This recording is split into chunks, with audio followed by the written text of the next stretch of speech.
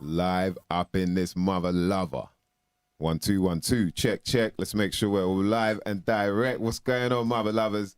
Welcome back to another episode of some stuff you might not never know nothing about. See, I got it right there. We're in watershed time. Yeah. You know what I mean? Just in case you're putting the kids away or whatever. You know what I mean? I didn't mean dropping the kids off by the pool. I mean, actually putting them to bed. You know what I mean? Shout out to all the crew locked in. My name is MysDiggi.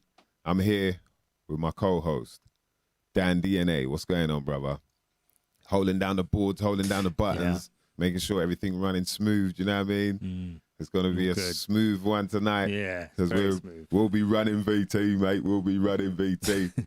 Yes, back again, man. Hey, shout out to everyone that was locked in last week. We appreciate each one of you mother lovers, man. Telling you, because, you know, it feels special that we could pull this off as much as we can. I was going to say every week, but as much as we can every week. You know what I mean? Yeah. And get to chat to you lot, find out how everyone's doing. Been a bit of a mad week. You know, last week we celebrated our brother Ty. May him rest in peace. So we couldn't do the show then, obviously, but we'll have some we'll have some memories to share with you lot in the next coming weeks. You know what I mean? When it comes to that event, shout out to everybody that was there, man. So many people. That was manic.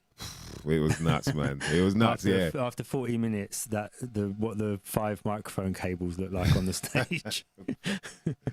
Shout out to Peaches. I was having a panic because for me, I'm like, no, you need to keep your cables tidy.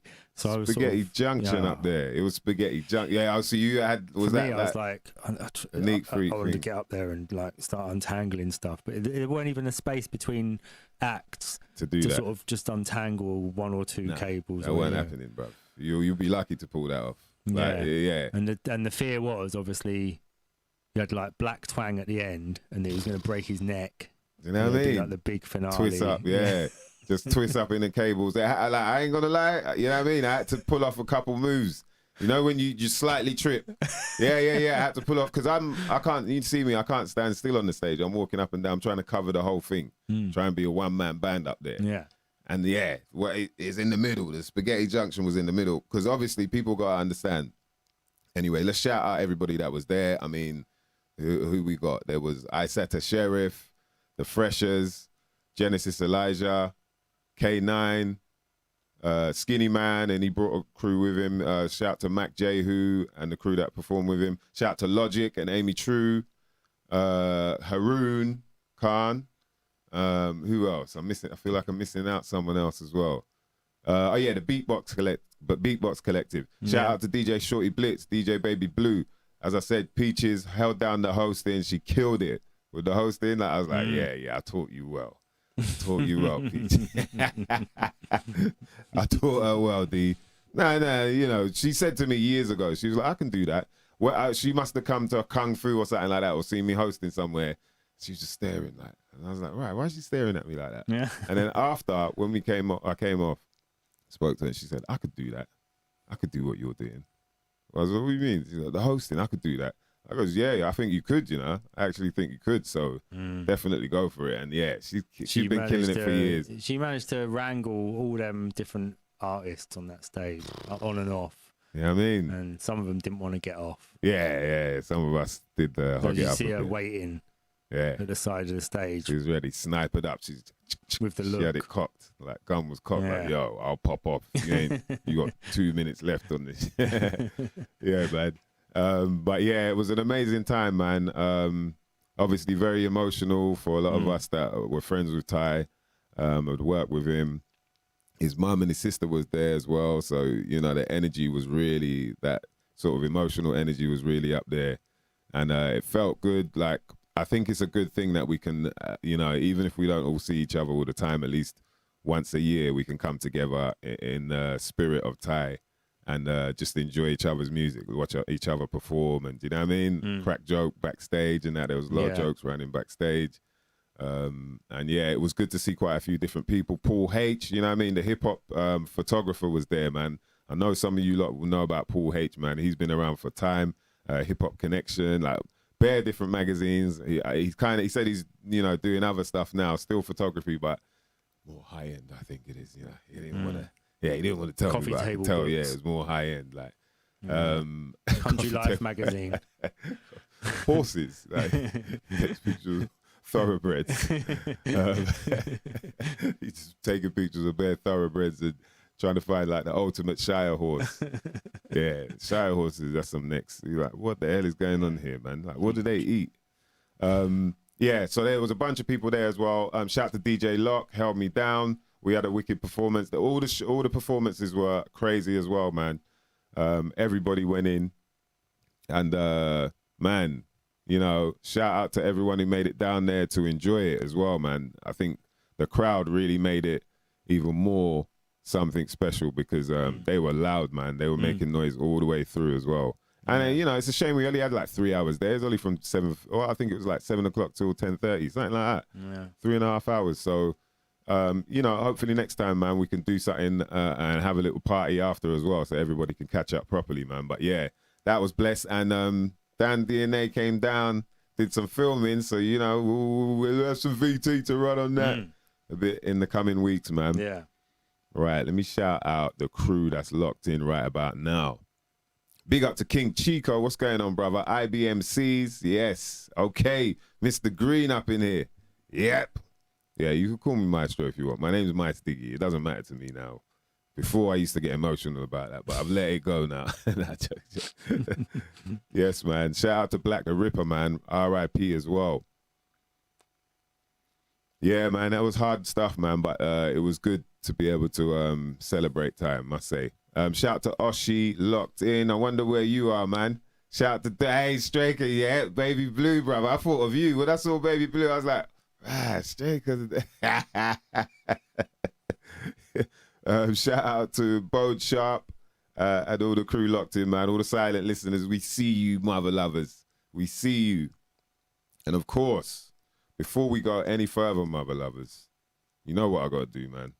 I got to give a shout out to the Connoisseurs UK. You know what I mean? The Connoisseurs UK are specialists. Specializers. Specializers? Yeah, you've got your own language. Yeah, your own lingo. Specializers. Yeah, you your own lingo. You know what I'm talking about. Anyway, the Connoisseurs UK specialize in CBD products. And I'm talking all types of products from chocolate, Belgian chocolate, like dark or milk, whichever you want, man. Whichever you want, brother, sister. If you want some CBD balm, you can get that too. If you want some spray, this oil is quite special. You spray it under the tongue, hold it there for a few minutes or whatever, then you can swallow. Even swish it about if you want, because your mouth absorbs nutrients, you know, so you can do that. But it's one of those things, like I say, if you're having trouble sleeping, it'll probably help you sleep. If you feel like you're a bit too hyperactive, you're anxious, it'll probably calm you down. You know, it's got that adaptogen vibe to it. You can also get it in either sativa form or strictly indica form. You can also get a full spectrum, which would be both. And I'd advise going for full spectrum because, you know, either way, either or, you're feeling good. And if you blaze out there as well, jeez, hit that and telling you don't need to blaze as much. You save on all them drawers you're buying, boy. And you also, the special thing about what the Connoisseurs do is they make Belgian chocolate stirrers. Chocolate stirrers, you know, some of you lot can't be going too crazy on the sugars and all that, but listen, get that chocolate stirrer, hot water in the cup, stir it around for a little while, bam. That's a chocolate drink, but CBD'd up. You know what I mean? In other words, infused with CBD. And it's a very relaxing drink. Have you ready for bed, man? You know what I mean? Hit them up, connoisseursuk.com. Make sure you hit them up, connoisseursuk.com. And when you get to the checkout, you type in Simna. Simna, you know what that is. That's something you might not never know nothing about as an acronym. That's right, mother lovers. SYMNNKNA will get you 20% off any of your orders from connoisseursuk.com. How did the voice, do you reckon that was? It's nearly there. Nearly there. Yeah, I'm working on it. Going for the adverts. Yeah, I'm working on it, man. I'm slowly, you know what I mean? Slowly getting there. So make sure you hit them up. So, yo, we got a special one today, or tonight, I should say. Shout out to Regantology locked in. Shout out to Yamore. Hey, you lot hit us up with the roll call, man. Hit us up with the roll call. When we come back halfway through this interview, we'll see who's on what and where, what time and how and what them, what I'm saying. So, yeah, shout out to our brother Vinny B. He hooked this up for us, man. For me, this was very special because I bought, we're going to speak to two authors, or we spoke to two authors, and you're going to listen to them now, who wrote a book that was suggested by some people out there who, in my opinion, were very brave to speak out. Obviously, during the whole madness that was going on since 2020, March 2020, I believe, where we were told to do things for reasons we couldn't understand.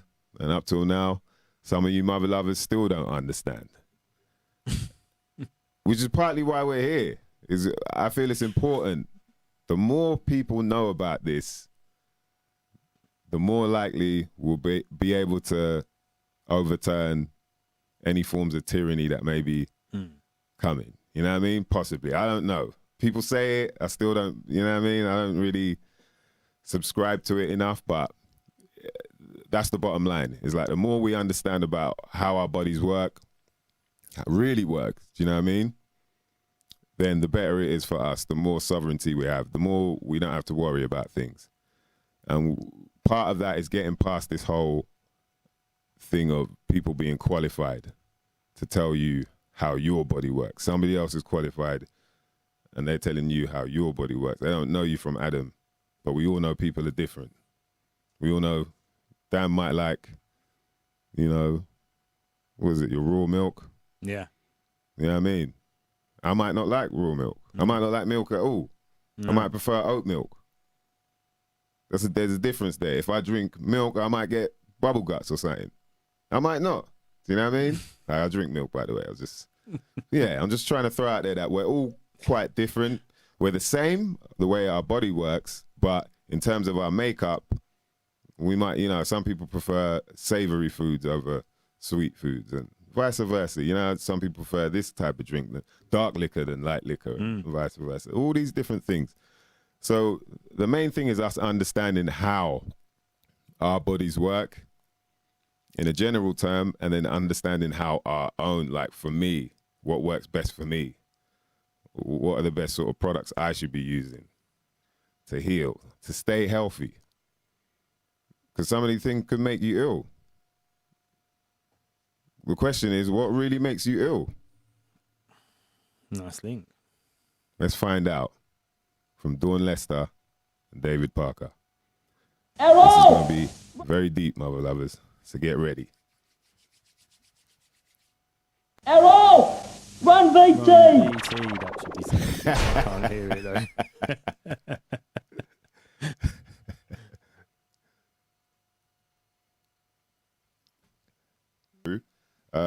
Master authors, by the way, of this book right here, What Really Makes You Ill and Why Everything You Thought You Knew About Disease is Wrong.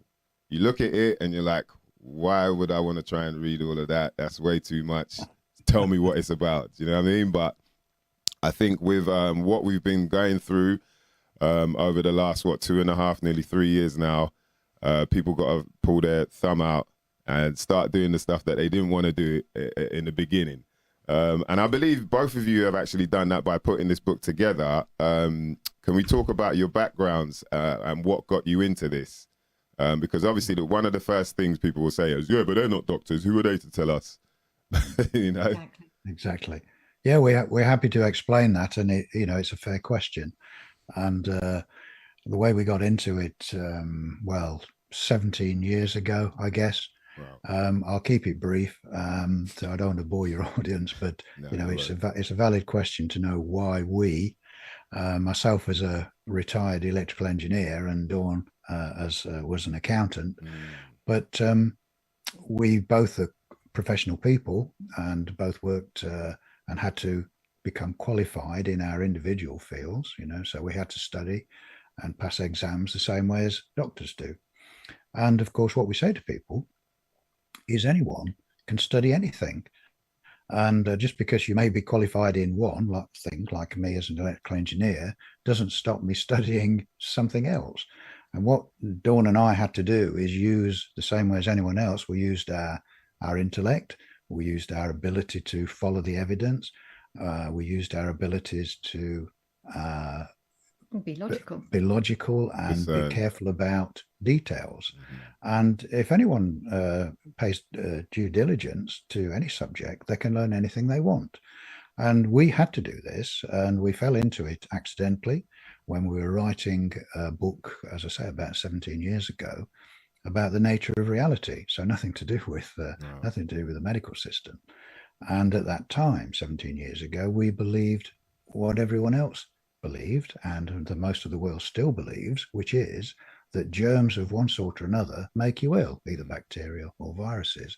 We believe that because that's what we'd been told. We believe that vaccinations were good for you and conferred immunity. And we believe that doctors knew what they were talking about, and everything they did was based on solid science. That's what we believed 17 years ago. But we were writing this book about the nature of reality, and under our pen name at that time, which is it was NOR, Nature of Reality, the initials. So we had a chapter in it where we had to write something about health and something about viruses. And we realized that at that time, we didn't really know much about viruses. So we needed to start doing some research, which we did. And that was the start of it. That opened up this huge tin of worms. The first thing that we looked at just happened to be, if you believe in coincidences, which we don't, just happened to be HIV/AIDS. And as we started to examine what that was all about, because we were, Dawn and I were adults in the 80s, so we grew up with all the fear mongering that was put out about HIV. We were told that by the dear old BBC that at least 50 million people were going to die worldwide. It was incurable. And that although it had started in the homosexual community in San Francisco, it was going to spread into the heterosexual community. And we're all doomed, basically. Yeah, they said the BBC were putting up videos of rows of tombstones, just to really scare people. And it was really scary, really scary. I remember in school, they said that we could catch it off the toilet. You catch AIDS off the toilet seat. Just sitting on the toilet seat. We're telling kids that. Well, everyone's trying their best not to touch the toilet seat now. And sorry. It was crazy. And of course, anyone who lived through all that, which we did, we could see all the parallels between that and what's been happening over this last 2.5 years. So it's the same game plan, just a few different words. Yeah. So anyway, I digress slightly. So we started to study it and started to realize we came across people like Carrie Mullis, whose name gets bandied about now with the PCR process. He got the Nobel Prize for it. And we found him. I mean, he's no longer with us, but he was around then, and saying, this is not what my PCR process was designed for. Wow. It's not designed to detect a disease. It can't tell you whether you're ill or not. It can't detect a so-called virus. And he was saying this, and as I say, he got the Nobel Prize for it, and yet all the governments were totally ignoring him. So that was a red flag to us. We thought, well, how can you ignore the person that's invented it? He's telling you don't use it. It can't be used for that. And you're carrying on and ignoring him and telling people that they're HIV positive based on a test which he's saying won't work for that. It was never designed for that. So we knew there was a problem. So we kept on looking, and the more we looked, the more we realized that there was no virus that had ever been proved scientifically to exist and cause AIDS, and that was the start of it. And Dawn and I said to one another, blimey, if they're so wrong about this, what else are they wrong about? And that was the start of our 10 years research. So we spent longer studying the medical system than doctors do. They spend about 5 or 6 years before they get their MD certificate. We spent over 10 years researching it, and we had to be very thorough, because we knew that if we got it wrong when we published the book, that we were going to get crucified by the medical system. So we've been very careful, and the book contains at least 40 pages of citations and references so that people can check the sources. We weren't just doing scans of Wikipedia or something. It's, we had to go back to all the original papers, so we know it's solid. And of course, our book's been out best part of 3 years now, and no one has been able to disprove anything we've said. And in fact, we've had many doctors, including people like Dr. Andy Kaufman and Tom Cowan and Stefan Lanka, and many others, Samantha Bailey and Mark Bailey and many others. And they've contacted us, talked to us, they have our book, and they agree with us. So many doctors now from the medical profession are realizing the errors of their ways, if you like, the errors that they were taught at medical school. What was it like for you then, sort of realizing this? Because at that sort of moment when, I'm trying to understand how you were sure then that they'd got it all wrong, off the back of obviously Carrie Mullis and other doctors. I believe, was it C.T. Fry? T.C. Fry. T.C. Fry.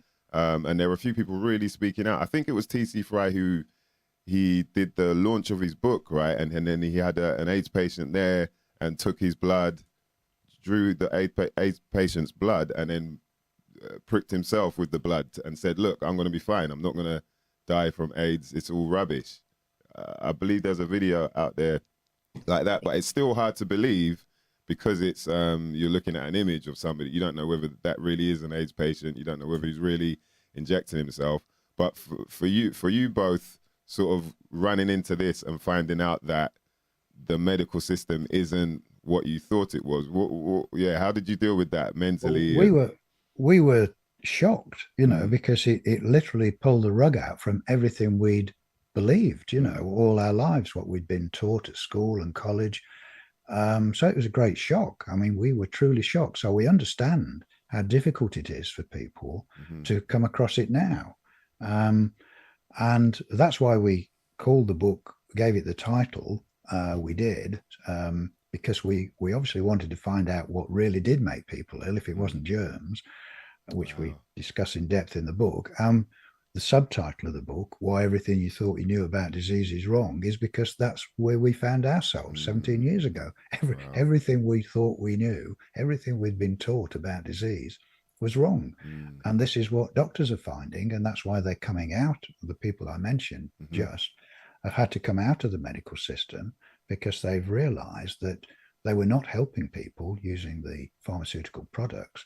In fact, they were making people ill, and in some cases, killing them. And I know you mentioned that, we all came across that rather strange word, iatrogenesis, which is basically translated into normal language means death by modern medicine. It's when doctors have prescribed a drug to a patient, and the patient has taken the drug as prescribed in the method prescribed, and it's killed them. And, we looked at the figures in America because they were easier to get hold of, still are. And something like 200,000 people a year are killed by the medical system. And this is not malpractice. This is just taking the medication they've been given in the way they've been told. And it's killed them, poisoned them, basically. And those statistics only really apply to inpatients, within a hospital setting. So this doesn't apply to people who are, outside of the hospital system. So again, the numbers are probably almost certainly much higher. I mean, these particular statistics are taken from the situation in America, and that is one of the countries with the highest level of prescription drug use. So it would apply to every country where they have the same kind of system, but again, depending on how many pharmaceuticals people are taking. And we're just horrified sometimes hearing that people are on 10, 15 different drugs, which is amazing. But again, it will vary in different countries, but obviously within the US, that's the figure, and it's growing all the time. But these figures the general public don't know. They don't. I mean, something like that, 200,000 people, if you put it in black and white, as it were, 200,000 people have died this year, been poisoned by the medical establishment. I mean, if paper headlines were like that, because that's the truth, I mean, people would be horrified, wouldn't they? They'd say, we want a public inquiry into this. But of course, the powers that be don't want that, and so it's hidden from the public unless you dig for it. It's amazing how well hidden it is as well, because of the fact that, so even just using that word, iatrogenesis or iatrogenic, people have no idea what that really means. So exactly. the doctor can say, yeah, they had a iatrogenic situation, and then just the layman would be, oh, wow, okay. And then next minute they died. Yeah, they died of cancer, or they died of the flu. You know, when people, when this whole corona thing was happening, and I was a bit confused myself because, you know, I was trying to understand like how a cold could be. And then people were saying, people die of the flu all the time. People, I couldn't even believe that. I was like, people die of the flu. Because as far as I was concerned, the flu is you get a cold, but you probably got a bit of a fever. You stay in bed for a bit longer than you would for a cold. Still trying to work out the differences between the two.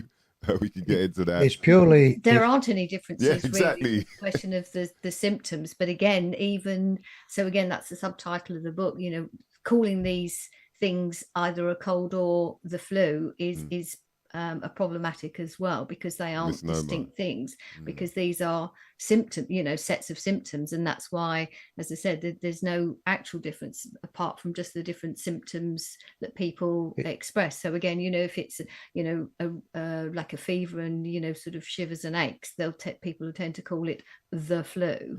And if it's milder, people tend to call it a cold. Yeah. But I do that in inverted commas, literally, because these aren't separate conditions. They're not actual conditions. It's just severity. It's just different severity, which will depend on the amount of toxicity that you've taken in. They're detox symptoms, which, anyone who reads the book will see. And this is what we found over the 10 years. There are what we call the 4 factors, which we found were the real reasons why people got ill, and that none of those factors are anything to do with germs. Because what we had to do through our 10 years of research is to try and find if there were any scientific papers where someone had actually isolated a germ, whether a bacteria or a virus, and gone through all the scientific tests to prove that, yes, it was a pathogen, i.e. something that causes a disease and causes harm. And those scientific papers should exist, but they don't anywhere. They didn't exist.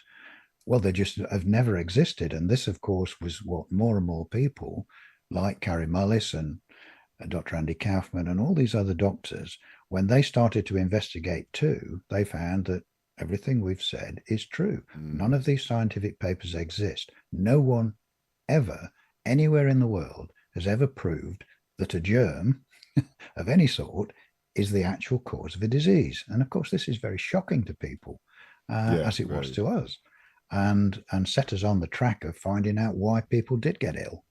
And we found that in the majority, well, in all cases, it boiled down to the 4 factors, which we talk about in our book, which is lack of correct nutrition, which is not the amount of food you eat, but it's having nutritious food.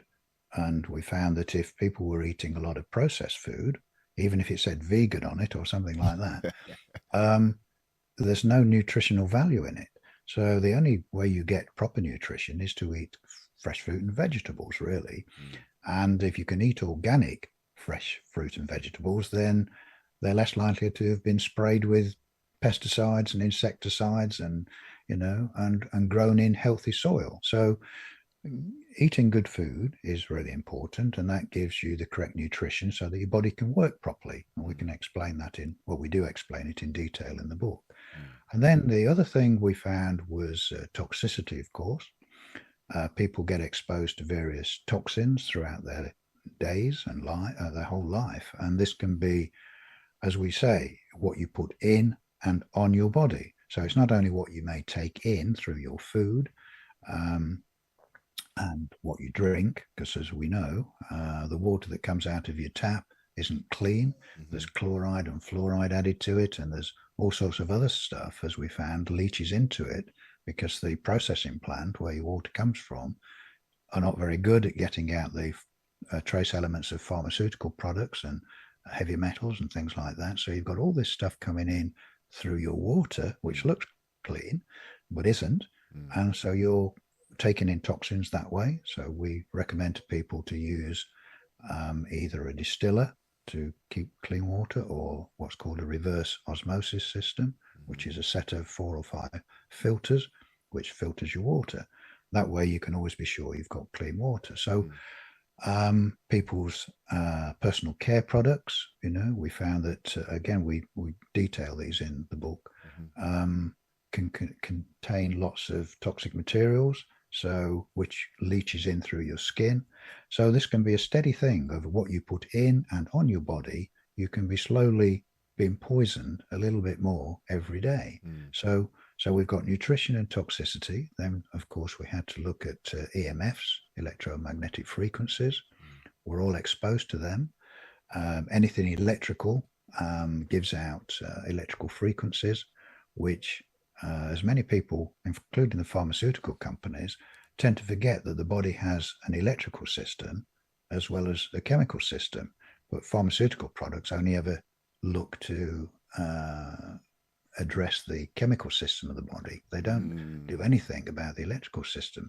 But of course, that's just as important. If the electrical system of the body doesn't work properly, your nervous system, your brain, your heart, all of these things, then they don't work properly. Well, EMFs can affect all those things. Sorry, did you want to... So, because you were talking about the medical system, don't look at that side of things, but it's almost like they provoke more damage by using the X-rays, MRIs. Wouldn't that be right? Yes, exactly. Wow. They put out tremendous electrical fields, and the medical system have recognized that, particularly with X-rays. So they try to limit the amount of, over your lifetime, how much you're exposed to X-rays. I mean, I often joke, because I'm very old, I can remember when I was a kid, you could go into shoe shops, and they had little machines in there, which were X-ray machines, and you could put your feet in them and look at your bones. And yeah, you could do this. And, obviously they don't do that anymore, but that's just shows how little they knew about the damage they're doing to people, where you could just go and do that. I mean, as kids, we found it fascinating that we could see all the bones in our feet when we stuck our feet in these machines. But but this is it. I mean, the medical establishment do learn a few things over the years, but after they've tried it out on the human population and caused a lot of problems. Whoops! But guess what? We can sort you out. Just come over here. We'll give you some of these. Take some of these. Do these. Yeah, that's ridiculous. Yeah, so they cause something and then provide you with the solution as well. Yeah. Which keeps you a customer. So again, it's a great business model. It's perfect. So EMFs, not so easy to avoid, because they're all around us, and because we all use electrical equipment, including mobile phones and Wi-Fi and all of this sort of thing. So the only thing you can do is be wise to it and just mitigate how you use it. We always sort of recommend, with your mobile phone, don't put it to your head. Always use it on hands-free. Don't have it in your bedroom when you go to bed. Certainly don't put it under your pillow, like we found some people do, just in case they get that really important text message while they're asleep. Switch your Wi-Fi router off if you can. I mean, not everyone can. I mean, I can't. I've got so much stuff connected to it. But you just make sure that you're not sleeping near it, or it's near any members of the family. I mean, obviously, as an electrical engineer, I've got the equipment that I can measure EMF levels. And sometimes people ask me, well, what would you recommend? Well, I can say now, I use a little meter called a tri-field meter, which you can buy off Amazon. I mean, it's not cheap. It's about £180. But I found it's for the general public, well, for anyone really, it's very easy to use, and just has some instructions with it that tells you what the safe levels of the various frequencies and things are when you measure them. So you don't need to be an electrical engineer to understand it, and it'll give you what the true safe levels are, not what the government tells you or the telecommunications, because those levels are way too high. So this one will tell you what is actually a safe level. So you can do a scan of your house, you can see what's happening, you can move things around, because it can see through walls, So if your next door neighbor, if you live in a semi-detached house or you're in a flat or something, you can see what's either coming through your ceiling or your floor or your walls. So, you may find that your room is quite low level, but you're getting a high signal coming from your next door neighbor's Wi-Fi unit, which is right on the other side of the wall next to your favorite armchair. So you can move your chair. So there's things you can do once you can measure these things. Because it's not cheap, it's best part of £200, and I don't have any connections with the company. I sometimes wish I do, because lots of people have bought these things. But it's the only way. Unless you've got something to measure it, you've no idea with EMFs what you're being exposed to. What we find is that groups get together and buy one between them. Everyone chips in a £5 or something, and then you can share it, because you don't need it all the time. Once you just check your house regularly and just make sure that you've not got something new being exposed to. So the electrical industry knows, because you're saying that there are instruments to measure the level of EMF. So it's known that a high level is dangerous to the human body, or is it to the environment? Yeah. But it's still put out there willy-nilly, like there's nothing wrong with it. Yeah, because the telecommunications industry and the military, it's in their interest not to have the public realize the level of electrical pollution they're putting out, the military with their radar and communication systems, and also the telecommunications systems. And so their lobbyists, the telecommunications company have probably more money than the pharmaceutical companies. They're hugely rich. So they can put a lot of pressure on governments to set the levels, so-called safe levels, really high.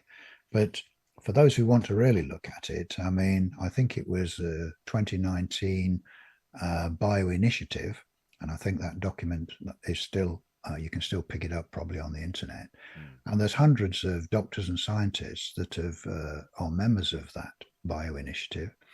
And there's all the reports there where they've examined what are truly safe levels and what are not. So all the technical scientific information is there and has been for years. But again, governments choose to ignore it because the telecommunications industry and the military do not want you to know. And so the levels are set at a level where it's what they call the heating effect.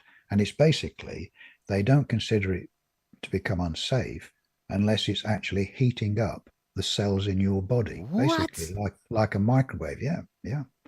But as the bioinitiative report from all these scientists, and there's hundreds of them worldwide, say that cellular damage occurs way before any heating effects come into play.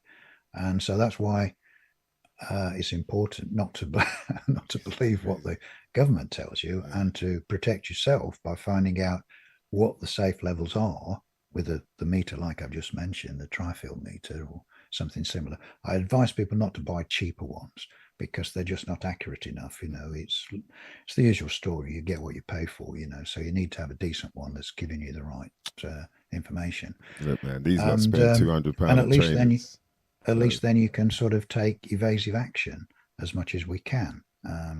So that's three things. And then the last factor that we found, which affects people's health, is prolonged stress, emotional stress, which of course a lot of people have been under a lot this last 2.5 years, haven't they? Deliberately caused by our illustrious governments. And because it not only, when you're under stress for a long time continuously, which people have been because they've been afraid of this non-existent thing that's likely to attack them. So they're really scared, and we've come across these people really scared. We know a few of them for sure. So they're under constant fear, which is not only has a psychological effect, it also has a physiological effect. Whenever people are under stress, or any of these 4 factors that I've mentioned, they all create in the body what are called free radicals. And this is, from an electrical point of view, they're ions, which is spelled IONS, not the type of stuff you iron your shirt with. These are ions, which are when a molecule or an atom has lost one or more of its electrons, it becomes positively charged and then can start to damage at cellular level in the body. Now, this is a normal process. The body does produce ions all the time, but providing you have the right nutritional level, which produces antioxidants, which neutralize the ions. So you can see where this balance, why it's important to have correct nutrition. And your body's fine with that. It's producing ions and it's producing antioxidants, and that everything's okay. But if it gets out of balance, where your body is undernourished and also subjected to higher toxicity levels, which can be EMFs or other toxins, and high stress, then you've got an imbalance where the body is now forced into producing more of these ions, more of these free radicals, which causes what's known as oxidative stress, which starts to damage you at tissue level, and if left unchecked, can start to damage organs. And so you can start to get organ damage, organ failure, things like tumors, cancers, all of these things. This is when it's prolonged and not addressed properly. So this is what we found. I'm just giving a thumbnail sketch of it all for your listeners, but obviously we go into much more detail in the book. Yeah. That's why it's so big. But this is what we've found over the more than 10 years now, because we continue to research all this because of what's happened to the world in the last 2.5 years. It became necessary to continue the research. One is to make sure that we've not missed anything, and 2 is to, with all the new bits of nonsense that they keep bringing out and trying to frighten everyone with some new disease, we needed to stay on top of that and make sure that there was nothing new that had come out that people need to be worried about, and certainly there isn't. And as you said yourself, health is a very natural thing. It's very simple to stay healthy, and that's the natural thing to be. Being ill is the unnatural thing. So once you know how the body works, and you know that it's very simple to stay healthy, and it doesn't need to, it's not expensive. You've not got to buy lots of supplements and take special treatments or anything like that. It's all very simple. It's eating natural, healthy food. Don't expose yourself any more than necessary to toxic materials. The body's very clever, and it can handle a lot of this stuff, providing it's not overloaded. It's like anything else. If you think, you take something that's really toxic, like arsenic, for instance, or cyanide, you can obviously overwhelm the body and it can't cope with it, and it could most likely kill you. But in small doses, providing you've got the right nutritional level and you keep all the other 4 factors in line, then your body will cope with it. If you've started to get an excess of toxicity, let's say, and then your body starts to show symptoms like you mentioned, what people call the common cold, or even the flu, these are detox mechanisms where the body has not been able to get rid of the toxins under its normal methods of through urination or excrement or sweating even, or vomiting in extreme situations, or even diarrhea. I'm sorry if anyone's eating their breakfast, but these is how the body gets rid of toxic material. But if it's not able to get rid of it quick enough, or it will use other methods, and it will employ the mucous membranes to also start to draw out the toxic material. And this is when you start to get the runny nose and you're coughing up phlegm, and people go, oh, you've got a cold. Or if it's extreme, oh, you've got the flu. But these are not diseases. There is no virus that causes a cold or the flu. And this, of course, is why they've never been able to find a cure for the common cold, because if you're looking for a virus, you're not going to find one, so otherwise they'd have done it, wouldn't they? I mean, colds have been around for a long time, but it's just a detox mechanism. So once people start to understand what the body is doing, which doctors don't, unfortunately, because they're not trained to do that. So what they do is try to give you a pharmaceutical product which will suppress those symptoms. So it's actually fighting the body. The body is trying to heal itself and get rid of toxins, and the medical pharmaceutical companies are trying to suppress those symptoms so the body can't get rid of the toxins. So, and this is crazy. As I said, we had to examine how doctors were trained, and when we talked to them, we realized that when they go through their medical training for 5 years, maybe 6 years, they don't get to do any research themselves. They're just taught by rote. They're bombarded with loads of information, which basically boils down to, well, this bacteria causes this disease, and this is the drug you give for it, or this virus causes this disease, and this is the drug you give for that. They never get to do any research. They never get to look at any scientific papers. They never get to ask questions like, well, how do you know that this virus causes this disease? They don't get to ask those questions, otherwise they get kicked off the course. So they just have to accept it as fact, and have to accept that what their lecturers are telling them is true. It's true, in the same way as we did when we were at school. We accept what the teacher tells us, and at college what the college lecturer tells us. And so when we examined this and talked to doctors, and they agreed with us that this is how they're taught, and it's only when they got away from medical college and started to do their own investigations, for those who had woken up and realized that there was no scientific evidence to prove what they'd been taught.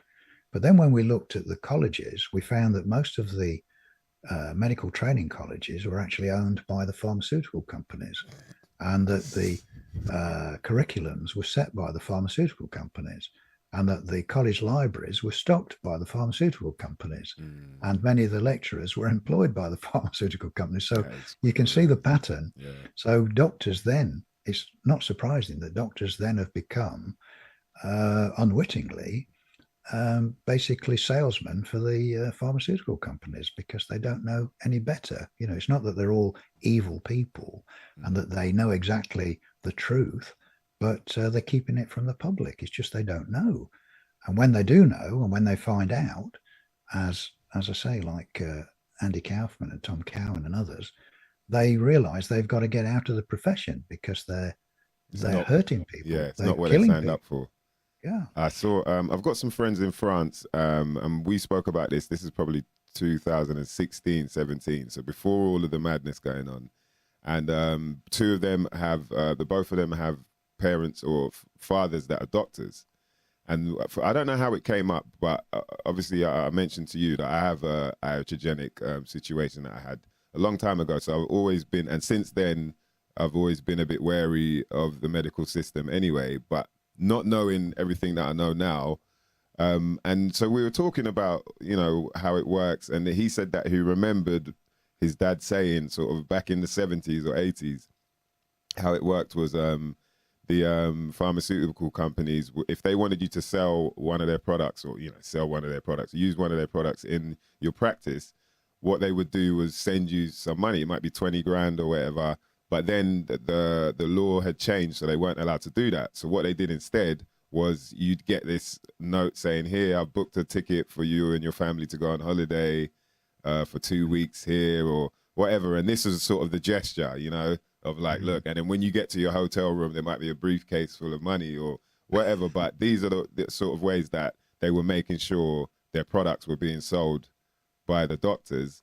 And I don't know, I'm sitting there thinking, so would the doctor not be thinking, this is a bit weird, isn't it? Like, why would you be trying to bribe me to sell your products? But they're looking at it as, oh, all these companies are in competition. Either I sell these pills for this ailment, or I sell, these guys' pills. So they're looking at it like that, instead of actually, this is all some dark, twisted, idea of... they'd probably see it as just a, you know, a perk of the job, really. Yeah, exactly. Oh, as you say, and it's just a, well, you know, try this particular brand as opposed to that particular brand made by a different company. So yeah, and you can see why they might think of it in that way. But as you say, exactly. It's still interesting that this is not a new practice. As you say, it's been going on for absolutely decades, and they're just changing it to make it more and more difficult for doctors to be able to see what's going on without realizing that they then have a serious conflict of interest if they want to carry on with their career and they still want to care for their patients, or, you know, provide care for their patients. So, you know, it's getting more and more obvious that there's a serious problem. And this is what we call the golden handcuffs. You know, doctors are in a nice job, which they get well paid for. Yep. And then they realize that if they speak out, that job's gone, because the establishment drops on them like a ton of bricks. It really does. Every doctor we've talked to that's had to come out, you know, as soon as they speak out, and this is whether it's New Zealand, when we're talking to the Baileys, the doctors over there, or America, wherever we've talked to doctors who've had to come out, as soon as they've spoken out, the establishment is all over them, you know, and threatens them with lawsuits and all sorts of things. So it's a, you know, anyone, the only thing they can do is totally come out and don't practice. They're not allowed to practice, if you like, anymore as an MD. You know, they're still doctors, of course, they've got a qualification, but they're not allowed to practice as doctors anymore. And so they move into so-called alternative fields and advise people that way. But it puts them on the same basis as us. You know, we're not allowed to give specific medical, anything that could be construed as specific medical advice to someone is illegal. We're not allowed to do that. We can only sort of suggest things, or that people might like to look at this, you know, in the way we do in the book. We can say, well, this is what we found out. We're not allowed to actually say specifically some of the things, which just shows you what a concocted system it is, where they've managed to get the laws where ordinary human beings can't talk to one another freely about medical things without being threatened by the law, you know, that they'll be sued or something. So it's a very corrupt system at the top of the pyramid, if you like, that's keeping control of this and stopping the freedom of information. And that's why, if people think about it, they never see in the mainstream media anyone debating these things that we're talking about today. You know, why aren't they having some of these doctors like Dr. Andy Kaufman or Dr. Stefan Lenker, or any of these doctors who have said, look, we found out something different, or even us, you know, who spent 10 years looking at this, to give an alternative view so that the general population can make up their own mind. You know, they can make informed decisions. But none of that has happened, has it? You know, none of it has happened in the papers, magazines, radio, television, nothing. And that ought to make people suspicious. You know, if it was anything else that people were talking about, you know, even, you know, war in Ukraine, or, you know, anything, there's always a debate at some stage, somewhere in the public media, but not about this, not about what's been going off over this last 2.5 years. No debates at all. One-sided, it's a one-sided discussion. So we and people like us have to, and yourself, have to work extra hard to try and put the information in front of people. And that's why we wrote the book. So we thought, well, if we write a book and put it out there, people can buy it and they can read what we found out over, you know, 10 years of solid research, and doing the videos like this that we've, and we try, well, it's basically our full-time work now. I mean, wow, this is what we do to try our best, because it's so serious. People are dying. People are dying all over the world. You know, even with these, I think I can say the word jab. Say whatever you want, man. We'll edit it out after.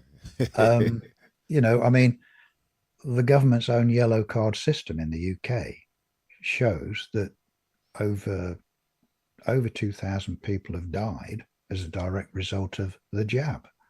And that's their own information. Now, in any other year before this nonsense that's befallen on the world, you know, if any drug had killed even 5 people, it would have been taken off the market. Crazy, but man. This drug, which has been jabbed into people, by their own admission, has killed over 2,000 people just in the UK. And yet they're still telling us it's safe and effective. It's crazy. It's crazy. Quite clearly isn't. And what I've noticed, I mean, I was wanted to ask you guys about obviously doing that amount of research as you've done, and then creating the book. Have you mustn't sort of, I'm wondering if you've noticed patterns now, because you can see, obviously we haven't gone too deep into it, but you can see how the myth is kept alive, how easy it is, as much as you wouldn't think it would be, but how easy it is to make sure that people don't see all the information that is out there, that they can actually, you can, just the same way you guys gathered enough information to know that this is a load of bollocks, this isn't true, what's going on out there with the medical system. But, and it's all out there for people to see. You've got, you know, so many doctors now speaking out, people like yourself writing books, but as long as they don't see any of that, they'll carry on in the paradigm that they're in. And so it's, you know, the pattern of the powers that be just making sure that there's enough information out there to keep people baffled or keep them looking the wrong way. And have you noticed that in other sort of industries as well? Yes, I mean, because our research extended far wider than just the medical side of things. I mean, and that's why in the book we talk about vested interests to a certain extent, because we found that the powers that be, let's call them that, I could use powers some that shouldn't be more unfavorable powers words. that shouldn't be, absolutely. Yeah. Yes, I'm trying to be sort of kind. Hey, we're hip hop here, man. You can say what you want. Well, it's just that maybe children listening. No. But anyway, all joking apart, so our research had to go in a much wider field, you know, as to what these vested interests could be, you know, both political and financial and pharmaceutical, legal, in fact, you know, even the legal system. And we know from people who've tried to bring cases to court to show just how corrupt the system is, and how people have either been damaged or in some way through drugs and various treatments, and they've always been blocked. You know, there's some quite famous, well-known, people may have heard of people like Michael Obanisia. They may have come across him, and others, you know, but always when it gets to a judge who has to review the case before it gets into court, they just disallow it, you know, just with a sweep of the hand. They'll just say, we don't think your case has merit. That's all they have to say. Doesn't matter how much evidence you put forward. And I know in one particular case, and it was Michael Obanisia, there was 6 lever arch files, great big thick files, 6 lever arch files of evidence. And the judge just said, well, I don't think your case has merit. And that was it. Yeah. And so they stop it going into court, because they know if it gets into court, it will be in the public domain. Yeah. And there may be some newspapers actually are honest enough to report it because it's in the public domain. And that's the last thing they want. So they just stop it. So the legal system is completely corrupt as well. Like, and these are the things we found. You know, said they with just the wave of the hand. Yeah. And you know, they call it the magi, the magistrates, the magician, you know, and just like that, it disappears. Exactly. That's exactly what I'm talking about, is the fact that this guy comes with, you know, that much information. I've listened to his interviews when he even talked about, look, I've got certain doctors that are willing to come out. I think he said he had people in the press as well that were willing to speak out. And I guess everybody was waiting for what you're talking about, for the magistrate to be like, okay, we'll put this through, and then now it's in the public domain. Now it's actually a fact that they haven't isolated any virus, you know, all these different things. But right, so with that subject there, how come that people do? How come they do show pictures of isolated viruses? What are they actually showing then? Okay, you know what? Just That's fair this enough. is just for the for the audience as well. And I'll say just before you answer that, David, and Dawn, I really appreciate you guys, because I was lucky enough that a former friend, I should say now, had a brother that was a virologist, quote unquote virologist. And I got to the part where you said, if you ever meet or know any virologists, ask them these three things. The three things were, do you have the peer-reviewed paper that proves the isolation of a virus? Do you have electronic micrograph? Is that right? Yeah. And then there was a third question as well. And so this was my moment when I was like, okay, well, I could do this. I can actually, because she said, oh, my brother's a virologist, if you have any questions. And so I sent those three questions over, and shaking, thinking, I hope he doesn't come, because I'm still wondering whether what you guys are telling me is true or what, And so then I get sent back this long sort of list of this, that, and the third answering.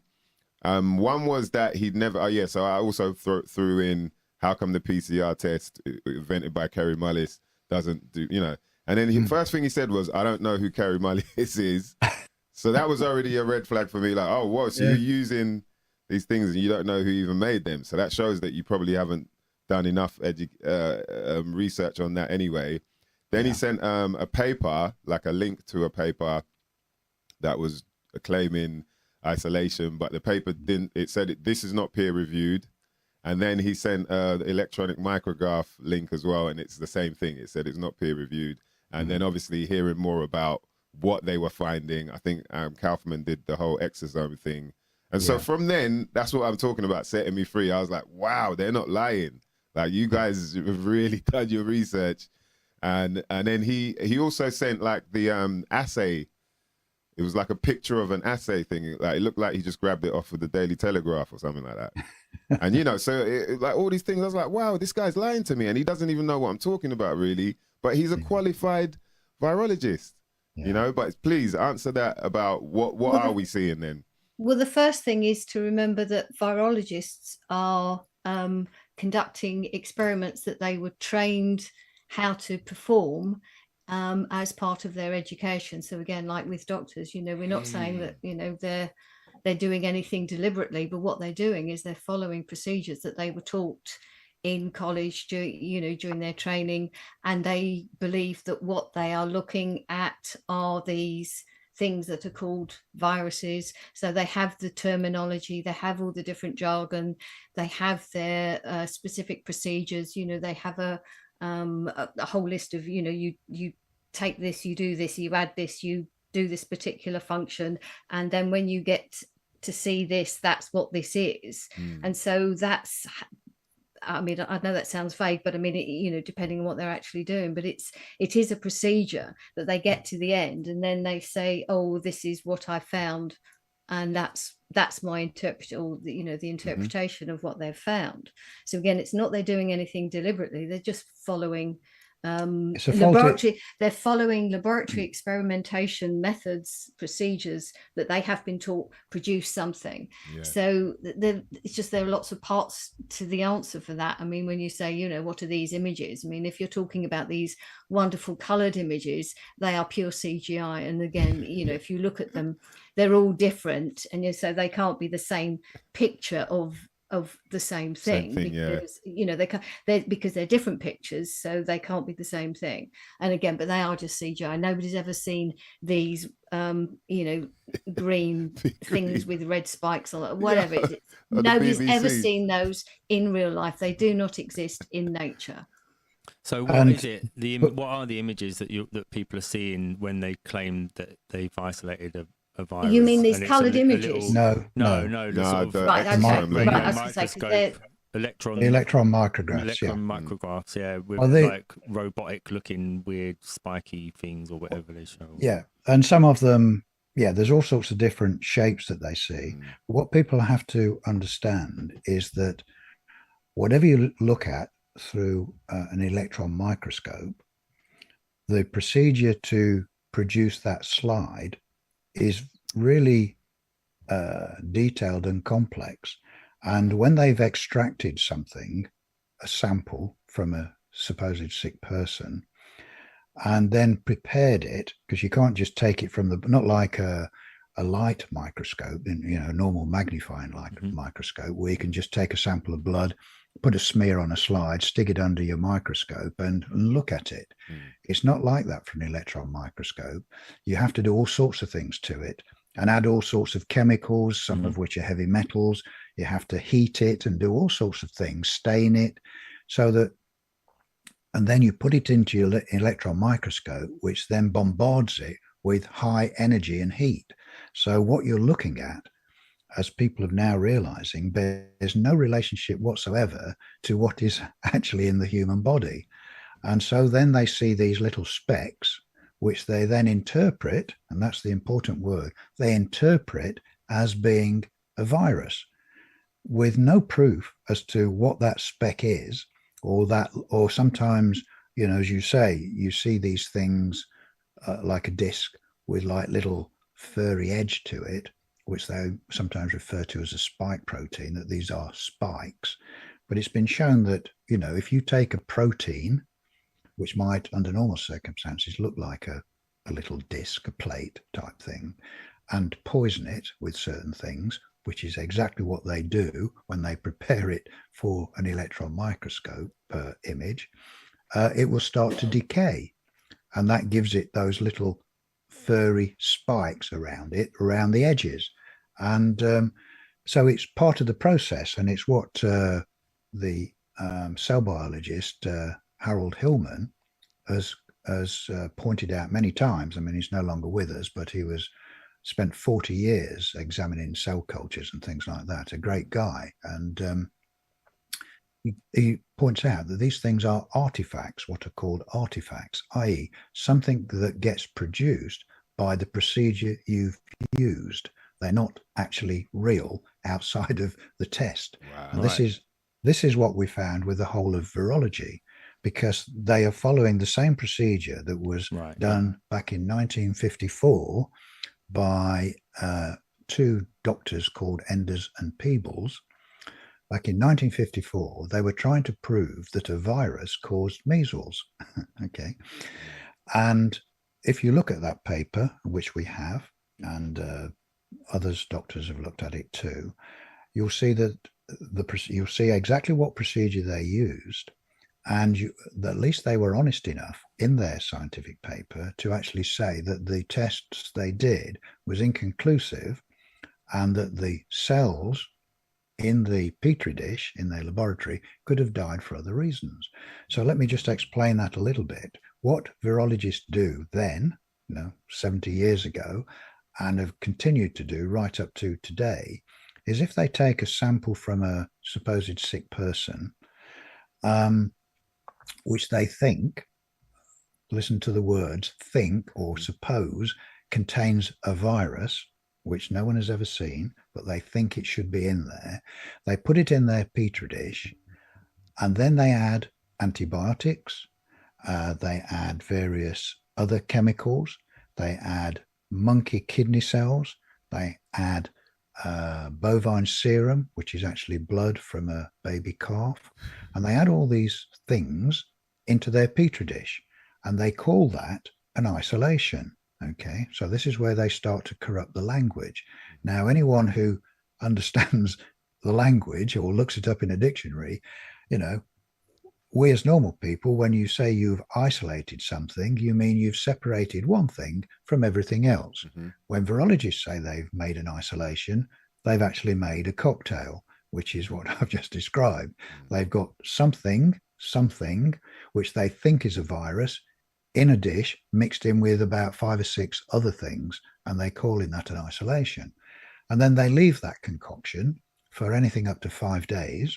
Okay. And when they come back to it, they see that all the cells in the monkey kidney cells and the bovine serum, the blood, are all dead. And they go, well, it must be the virus that's killed them all. They never stop to think that the reason the cells will have died is because they've poisoned it with numerous chemicals that they've put in the petri dish, and they've starved it to death over 5 days, because cells will die if they're not fed. But to them, they're just following their procedure, as Dawn said, and they believe that proves that there was a virus in the dish, And therefore, then the pharmaceutical companies will take a sample of that and say, we've got the virus and we'll make a vaccine from it. Okay. Now, what Dr. Stefan Lanka did, who is a trained virologist, he said, look, you guys are completely, this is not scientific. You know, you need to have done a control experiment to prove that what you've got in your dish is actually what you think it is. Can you explain? So what he said, well, you've not done it, so I'll do it. And as a trained virologist, he knows exactly what to do. And he published it on the internet. So he took a second Petri dish. He put all the same concoction into the second Petri dish, except for putting anything that could be considered viral material, anything that could be considered a virus. He left that out, but he put all the other stuff in there and left it for the period up to 5 days. And when he came back, sure enough, all the cells in the monkey kidney cells and the bovine serum had all died. And he said, the reason they have died is because they've been poisoned by the chemicals you've put in there and you've starved them to death. That's why these cells die. So your experiment, Mr. Virologist, is completely unscientific and proves nothing. The cells die for simple reasons, which are nothing to do with a virus. So that's what virologists do. And that's really what Dawn was saying. They're just following a procedure that they've been following for the last 70 years, which doesn't prove anything. In fact, they disprove themselves.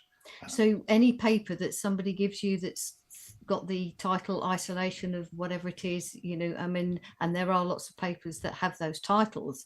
The one thing you need to do is look at the methodology and to find out, and that's of course where they put people off. You know, the sort of, you know, general public aren't going to start looking at the papers and reading them and understanding the methodology because of all the jargon.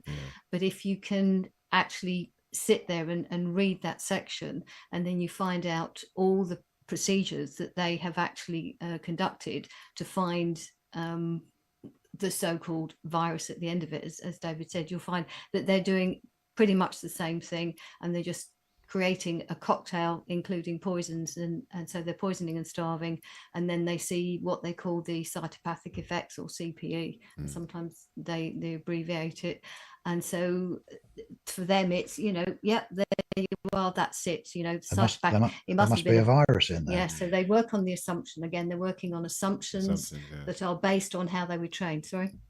Yeah, what you said there about assumptions, that's exactly it. It's just they've already been told that if you do this, then this should happen. And so they never question, like, yeah, but what if we don't do this, and will it still happen? They just carry on, and then, okay, the book says to do this now, and then we've got the result that it says, so and that's what it means to be qualified, mother lovers. When they talk about being qualified, getting your degree is to what degree have you been indoctrinated? So what are you talking about? A levels? What level have you been indoctrinated? Basically, you know, and you think you're doing you know, they think, like you said, they don't know that what they're doing is actually. The other thing on most of the papers, you'll find that the language, they're using words like could be, perhaps, possibly, maybe, and again, it's, you know, it's the kind of thing that you get used to seeing, and then it becomes more obvious. And another thing that you'll almost certainly see at the end of the paper with the conclusion, sometimes they'll say that there might be something that they're not totally sure about, and therefore it needs further investigation. In other words, please give me more funds so that I can carry on doing this work. You know, so it is again about making sure they are able to continue their career doing this kind of research, because they think whatever it is that they're doing has some kind of application. I feel like you just said. I feel like you just said they're working on something they might never know nothing about. That's the name of this show.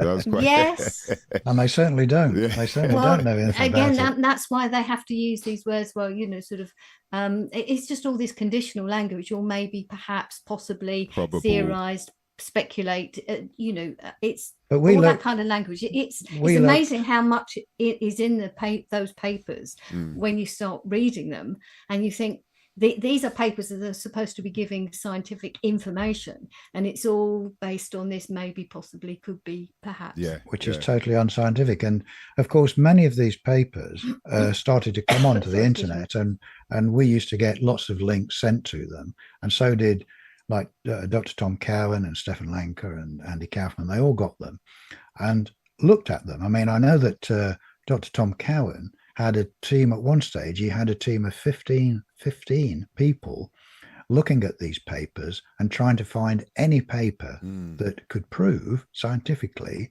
that a virus or any germ was the actual cause of a disease. And they spent a whole year, 15 people looking at these things, and they couldn't find one, not one, that proved any virus or any germ caused any disease, which is what we'd found over the 10 years we were looking. And again, Andy Kaufman, he's put a load of stuff on the internet to show what nonsense it is, and so is Stefan Lenker. So, the information's out there, and virology is a totally, we can say it, and many have said it now. Virology is totally unscientific and does not prove that a germ, particularly viruses, cause disease. And that's why there are no scientific papers anywhere in the world that can prove it, because they never go through the basics of true isolation, i.e. separate this thing from everything else, and then genetically characterize it and prove that it actually is the sole cause of the disease you're attributing to it. No one has ever been able to do that, ever, with either a bacteria or a virus. And that's stunning, isn't it? You think, how can you not do those simple things if you're such a believer, Mr. Virologist, Mr. Doctor, whoever you are?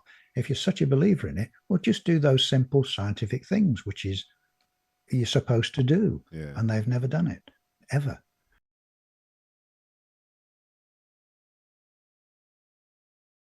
And we're back. Yeah, mother lovers. Told you it was going to go deep, man. I told you that it was going to get deep. Some shit you might not never know nothing about. We're after the watershed hours now, isn't it? So I can say. Yes, man. Hit up the comment section if you want to get the book, if you want to learn more. They have a blog. They have a website. You can hook them up. Hit them up if you have any questions. But I'm telling you, man, set yourself free. Set yourselves free, mother lovers. It's that time. Shout out to the Common Sensors. Big up King Chico, Yamore. Shout out to Vinny B in the building. Really appreciate you hooking this up, man. That was part 1 right there. We're coming back. Right. Let me shout out the CMOS boss. Of course. We got to shout out the CMOS boss, mother lovers. CMOS boss was there on last Wednesday, wasn't he? Yeah. We saw him down there. Touraine, shout out to Richie. Saw them down there at Jazz Caf on Wednesday, man. Yeah, it was a good party, man. A lot of people came down. You don't get to see often. Sarah Love was down there as well. Yeah, man. But back to this though. Shout out to the cmosboss.co.uk. Ladies and gentlemen, if you want to get some quality products, when I'm talking about quality, I'm talking about wildcrafted, not just organic, but wildcrafted, straight from Ireland. Irish moss. You can get bladderwrack, spirulina. You can get yourself some sea salt and kelp seasoning. Wakame, sea spaghetti, Irish seasoning, bruv. And the dose, all these sea vegetables have like a whole bunch of different vitamins and minerals, from vitamin K, E, D, B9, B2, potassium, selenium, iron, magnesium, you know what I mean? All types of fats. Not too much fat, but the right fats. Some sugar, fiber, carbohydrates. So get yourself some proper nourishment, mother lovers. That's all we promote. It's just, keep yourself healthy, man. Health is wealth, as they say. But healthy, you know what I mean? You live a good life then, man. Without health, what else can you do? Do you know what I mean? You're there trying to sort yourself out. You spend most of your life trying to sort out your health. What kind of madness is that? Yeah. You got to stay balanced, man. Just keep that balance. Whatever you do, keep that balance. Don't overdo it. Do you know what I mean? Even drinking too much water, you might drown. Yeah. So be careful. But hit up the cmosboss.co.uk to get any of these quality sea vegetable products. And make sure when you get to the checkout, you click about 20. 20. That's about 20. All in uppercase. In uppercase, yeah. Capitals. Yeah. Decapitate. Be careful of that word, capital. There's a reason why it's called capitals. You know that, innit? Uppercase. We'd have to get into that. Yeah, we'd have to do some kind of a little presentation. Uppercase or capital? I think it's safer to call it uppercase, but capital is the real word. That's what I call it. That's the real. It's capital. Uppercase is modern. Yeah, that whole the corruption of the language. I call it little, capital, and joined up writing. That's the 3 types of letters. Yeah, joined up writing. Joined up cursive. Writing. That's called cursive. Yeah. Called cursive. Yeah. Joined up writing. There's a reason why it's called cursive, man. Joined up writing. And I reckon like the reason why we have other names for them is so that it kind of hides. So uppercase is so people don't call it capital because they might learn about what it really means. The same for cursive. Yeah. But I'm sure cursive was the English term. Cursive with the word curse in there. Curso, yeah. They took over there. Latinization. Yeah, of course, it's always Latinized, man. They never stop with the Latinizations. Yo, so once again, shout out to the cmosboss.co.uk. That's about 20 if you want to get 20% off any of their products, man. Banging products as well, man. I've been loving it. Like my nails, my hair, everything. It's just like, yo, skin. Yeah, man. Telling you. So make sure, bitches and bitchettes. So look, it's time to get back into this. Yeah. We've given you lot some time to roll another one. Make a cup of tea. You might have noticed I didn't blaze in this interview. There's a reason why, you know what I mean? I had to pay respects there. A shout out to all you lot blazing out there right now. Thinking, right, this is deep. Rewind if you have to, man. And listen again. Take notes if you have to as well. Shout out to the crew locked in. Let's get into part 2. Run, BT. Run, BT. Dawn and David. Right.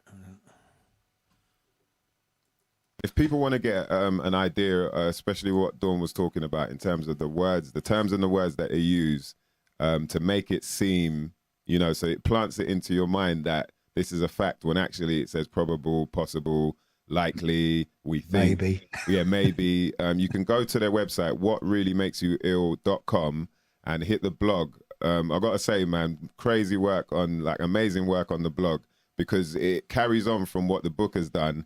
In terms of, I love the way that you guys always cite like the, you know, the WHO or CDC, like all these governing bodies, NHS, so that people can see how ridiculous it is. Like the authorities that you believe have your best interests at heart are telling you these things, and then even more or less saying to you, like, we don't know what we're talking about here. Just as long as you read the headline and that plants whatever into your mind to make you ill, that's all we need. Or you know, just so there's so many things you see, but especially with the blog, going through it, I'm always checking it out, and there's always stuff that really is eye-opening and makes you see how ridiculous this whole thing is. You know. Thank you.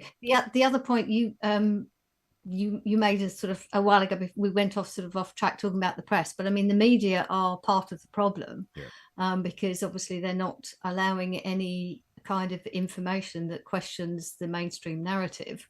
So I mean they're complicit in keeping this going, but also they're complicit in keeping this fear mongering going, because that's what this is all about, to keep people in a state of fear. And obviously they've been using psychologists as well to sort of make sure, you know, keep people at a certain level of fear. And they've succeeded because, you know, people have become fearful. So they're doing things without bothering to think about whether it's the right thing to do. And, you know, even now, just to occasionally see people with masks in a street, think, why are you still doing that? But of course, it's become a habit. And that's, of course, one of the other things. But also there are different ideas that are being put out into the mainstream. So there are people that are referred to by a certain label to give them the impression that they're on the opposite side of the mainstream, where they're not completely on the opposite side with regard to everything, because they'll talk about things like, you know, the jabs and how dangerous they are, but they still continue with the idea that there are these invisible agents out there that could get you, which keeps people in fear of all these other so-called diseases that could be caused by these invisible agents. So again, it keeps people in fear, although in a slightly different way. It causes confusion, and of course the general public haven't got the time to dig in. They don't know how to find the information, and so they're confused, and then they'll just default back to the BBC because it's just there. No, I stopped drinking water. What do you mean you stopped drinking water? Oh, there's venom in the water now. Haven't you heard? It's like, what are you talking about? So right, yeah. So there's like snake venom. A new polio outbreak that's being talked about on the internet at the moment, which they claim they've obviously tested for it and found polio or whatever. Good one. And so back when the polio outbreaks happened before, quote unquote, and they said that it was down to pesticides, or some people say it's down to pesticides, whatever it is. So how come they're still using pesticides if there's outbreak somewhere else? Like what? Because I'm just asking questions that I think some of the audience will probably, these are sort of questions I come across anyway. Yeah, well, we do cover polio, of course, in the book. I mean, again, in my lifetime, I can remember when I was at school, certain class members went down with polio. It was a big, scary thing, and they used to get put in what was called an iron lung, because it was the paralysis, and if it was severe, of course, people couldn't breathe and could die. So it was a big, scary thing. So obviously that was one of the diseases Dawn and I looked at when we were writing our book. And you're quite right, back in the sort of 40s and 50s, when polio was a big thing, we had to look at it, what it was. And yes, we found that because one of the mysteries was that it seemed to be seasonal. The outbreaks of polio seem to be in the sort of summer and autumn times, which no one could quite see. Well, why would this be a seasonal thing? Well, once you looked at all the evidence and found out that because the crops were sprayed first with lead arsenic, and which causes paralysis, and then finally they moved on to DDT, which also causes paralysis. So that's why the crops were sprayed in the summer and the autumn, and then people were eating them. And of course, they were ingesting these highly toxic materials on their food, which was then causing what people were then told was a virus causing this paralysis. So that's what it was. When they stopped using those things, of course, so-called polio started to disappear. But of course, as always, the medical establishment claimed it was their vaccination programs, and we talk about vaccinations quite a lot in the book. But sorry to interrupt, but the polio was falling before the vaccine came out. They noticed that the polio was going down before then. So cases. So how did they not notice that and then find some other excuse?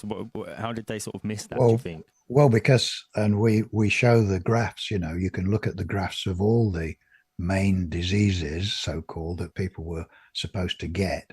And when you look at the graphs and the timescales, you'll see that's the case for all of them. They'd all of them had almost fallen to zero before any vaccinations came into effect. So, but of course, most of the general public don't see those graphs, although they are accessible if you know where to look. But most of the public don't see those graphs. So it's easy then for the pharmaceutical-driven medical system to be able to claim a victory. It's our vaccinations that have because they start their graphs just before the introduction of the vaccine, instead of going far enough back in history, so you can see it's already on its way down. So they start it when the vaccines introduced, so they start their graph there, so they can manipulate one of the X or the Y to make it look like the time scale is shrunken or extended or whatever. Deception. Like remember what Al Gore did with Inconvenient Truth? Yes, the hockey stick. The other thing with what they allege to have found in sewage. Apparently they say they found the virus, but I mean, again, first of all, I'd say, why were they looking? Because apparently they'd eradicated polio from the UK in 2003. So why are they looking 20 years later? I would suggest it's to keep the fear mongering going. Whether they actually did some kind of investigation and do this typical virology experimentation where they get these cytopathic effects and just go, oh, that's polio.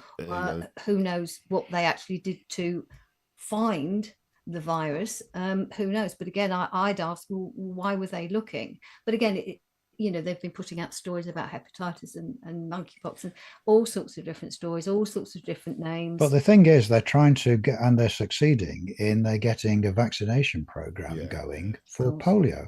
I was talking only a few days ago to relatives who live in London who are bought into this whole nonsense and were were planning to have their 3-year-old vaccinated against polio. So I've tried to put them right about the true history of it, and that it's not a disease. There's never been proved to be a viral infection. They've never isolated a virus that causes polio. And in fact, in 1977, the inventor of the polio vaccine, Jonas Salk, actually is on record as publicly admitting that his vaccine was the major cause of polio in the United States. Oh, so he admitted it, yeah. He admitted it, wow. 1977. So, but the general public don't get to hear these things. But it is on public record. Yeah. And I think we mention it in our book, but we certainly give the details about polio. And none of these things, this is what we look for. Could we find any proof that any of these deadly diseases that we're told, or what people have either been paralyzed by or dying from, can we find scientific evidence that proves what is causing them? Is it a germ? And it never is a germ. There are always, like the DDT and lead arsenic, there are always, and it's nearly always, toxicity of some sort combined with poor nutrition. And that's why you get many of these things in the so-called third world countries where these diseases still exist in some cases.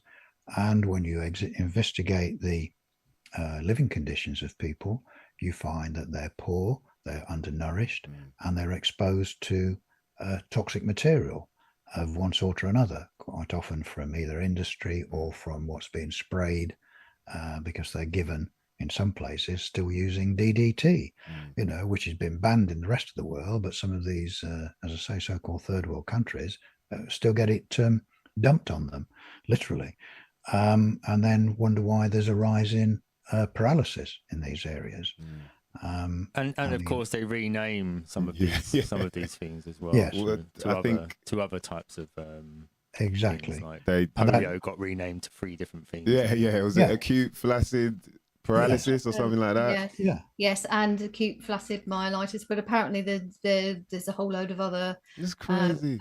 Guillain-Barré syndrome, which quite often happens after people have been jabbed. So So that's interesting. These are some of the other tricks that they play, as you quite rightly say. They change the name and then say, look, we've cured that, but there's this other disease now that you've got to be jabbed against. And these are the tricks they play on the public. Or they just say it's down to a congenital or a genetic disease instead, so they can that's pass another it off as not needing a vaccine. It's something that just happened to someone. Yeah, it's just bad luck. That's another problem. And the whole idea that anything is caused by your genes, problems with your genes, again, that's a whole other area. The body attacking itself, anything like that. Autoimmune diseases. This is kind of another favorite one. It's kind of weird. Your body does everything else that it's trying to do. Like, if you drink too much water, or it's going to pee some out. If you're eating, it's obviously going to get rid of it in that way. If you're hot, it's going to sweat. But all of a sudden, it's attacking itself. Now it's attacking you for some reason. But then, how would you explain self-hatred? How would you explain then the genetic thing? Because I have looked at it and thought, okay, I see how that's a misnomer. That doesn't make sense. But then I do have family that have, it's like mum had some brain problem, and now it seems that, you know, they've been told that it could be passed on to the children, but now it seems like one of the children may have it as well. So how would we explain that that isn't to do with genetics? Would it be to do with toxicity factors as well? Maybe the child grew up. Common exposures. It could be living in the same environment, living in having the same habits. Yes, but again, there's no way of knowing. But also, there is the other aspect of being told that it runs in the family can actually create, because you can actually create things, you know, it's, you know, placebo nocebo effect. You can actually create things through your own beliefs and ideas. You know, you can actually manifest things, make them happen, which is again part of what we call the kind of stress that, you know, people can and have been known to create all kinds of problems in their body just by believing that they can get something. And again, we've had the opposite, where people who used to believe in germs and always, you know, what they thought they would be getting, what was going around, when they stopped believing in it, they stopped having those symptoms in common. So again, you can flip it either way, that if you stop believing that you're going to get something, then you can actually stop that from happening. But I'm not saying that is the case, but there are so many different possibilities that we can't answer that question. We can make some suggestions. But the genetic thing is important, because, and it is something we're spending more time, but from what we found, that you are not a prisoner of your genes, which is what we'd always been told, you know, that if it's in your genes, you've inherited it and you could be stuck with it, you know. And people have done all sorts of drastic things because they thought breast cancer was in the family. And we've seen cases of young women having breasts removed, even though they hadn't got cancer, but they thought they might get it because either their mother or the grandparents had had it and they were so afraid. And this is a terrible thing. And yet when you look into genetics, you realize that they're changing totally their ideas about it and realizing that genes are flexible. They're not fixed. And so depending on your environment and even your beliefs, genes are not fixed. So you're not a prisoner of your genes. But what you believe is very important. Even the medical establishment knows the power of the mind, and they use the placebo effect in drug trials, you know, where one group of people have their new drug and the other group has a placebo, which is just a sugar pill, for want of a better word. Obviously, they don't know that they've just been given a sugar pill, but that group who've just had a sugar pill can exhibit amazing symptoms. You know, if they think they've had a chemotherapy drug, you know, in the records, it shows they even exhibit hair falling out and things like that, when all as they've had is a sugar pill. So the placebo effect is very powerful, and doctors know this. They even use a term of dying of the diagnosis. You know, they know that. Yes, exactly. We came across only the other day, actually, one of the most amazing cases that I've ever come across. I'll just, to give people an idea of just how powerful the mind is. This was a case from in the British records from when they were in India. In the 1930s, and this case was in, I think it was 1936, where, I'll keep it brief, there was this man who'd murdered somebody and he was going to be hanged, but the British said in the area that they would ask the villagers if they could do some medical experiments on the man, that he would die as a result of their experiments, but that this would save the family, the man's family, the embarrassment of a hanging. And they, you know, the man was going to die, but he would be useful to medical science if the villagers allowed them to do what they wanted to do. Jesus. Anyway, what they did is they had this man. They told him that they were actually going to conduct an experiment on him, that they were actually going to bleed him to death. Okay. Or that he would die, but it would be painless. Okay. And then they strapped him to a bed blindfolded him. Good. They made incisions in his ankles and wrists, but not incisions that would actually have cut an artery, but he didn't know this. And they had connected to the bedposts little bottles of water, which slowly dripped into a bowl, which he could hear. Oh my days. So he thought that was his blood. And he thought it was his blood. They even went to the extent that the doctors surrounding the bed slowly talked to one another in lowered voices. So it gave him the impression that he was passing away. And sure enough, he died. And yet he'd lost no blood at all, but he believed that he was bleeding to death. And that's in the records. And that's the most weird one that I've ever come across. We've come across some weird ones that was purely in this case would have been called the nocebo effect, i.e. an adverse effect from your beliefs. So it was purely his beliefs that killed him. That's like the stigmata women as well, that bled out of their palms and their eyeballs, thinking that they were emulating the wounds of Christ. Yeah. When it turned out that Christ had been nailed through his wrists instead, but they'd been bleeding through their palms. So and that's the mind manifesting wounds on the body. And but again, it's strong. Yeah. It's strong. What you're saying about basically the mind. You know how they can just plant these things in your mind, and then your body does the rest. And that even goes with the idea of treatments. Like we know the word "ment" means mind. So they're just treating your mind. Here, I'll take this and your mind will feel better. Or, it's not actually doing anything that's helping your body. Yeah. It just goes to show how powerful the human body is. And actually all we're doing is our best to aid the body to do the healing. Like the plaster doesn't do the healing. Whether you use TCP, or whatever it is you put on a cut, that's not doing the healing. It's actually the body doing it. And so you obviously have to feed the body with the right nutrients. It's the body and mind as one thing. Yes. That's distinguishing between the two is the problem. Yeah. That's it. Holistic, right? Yeah. So I know we haven't got much time left, right? You guys have to go. But I wanted you to just touch on, because obviously for a lot of people, there are different things, whether it be measles, chicken pox, or for me, there was one thing I was really questioning was then if there are no viruses that are actually killing people, then what was the whole thing about the history with American Indians and Europeans going over there with chicken pox and giving it to them? What did they say? By the blankets? The blankets. Yeah, the blankets were later. That was in North America. That was in North America. In North America, there's the story, which we did investigate, where the British were supposed to have given blankets to the Indians, which were contaminated with smallpox. Yeah, that's the story. Yeah. And we did investigate that, and I'm pleased to say that it's it was untrue for two reasons. One is it never historically actually happened. It's one of these urban myths.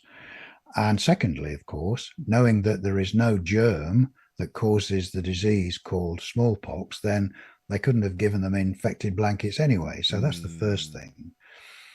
Secondly, the other part, which people often get confused about, is what happened in South America when the conquistadors, the Spanish conquistadors, went across to South America.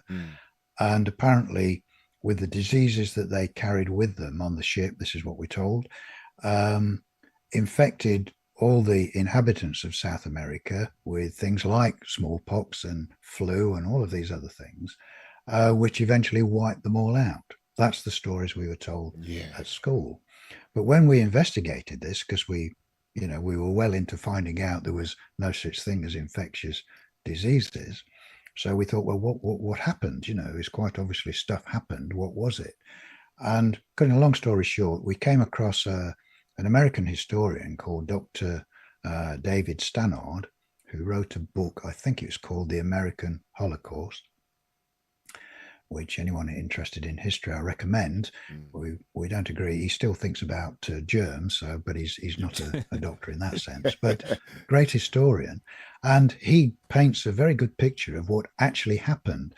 And cutting a long story short, the conquistadors were extremely barbaric.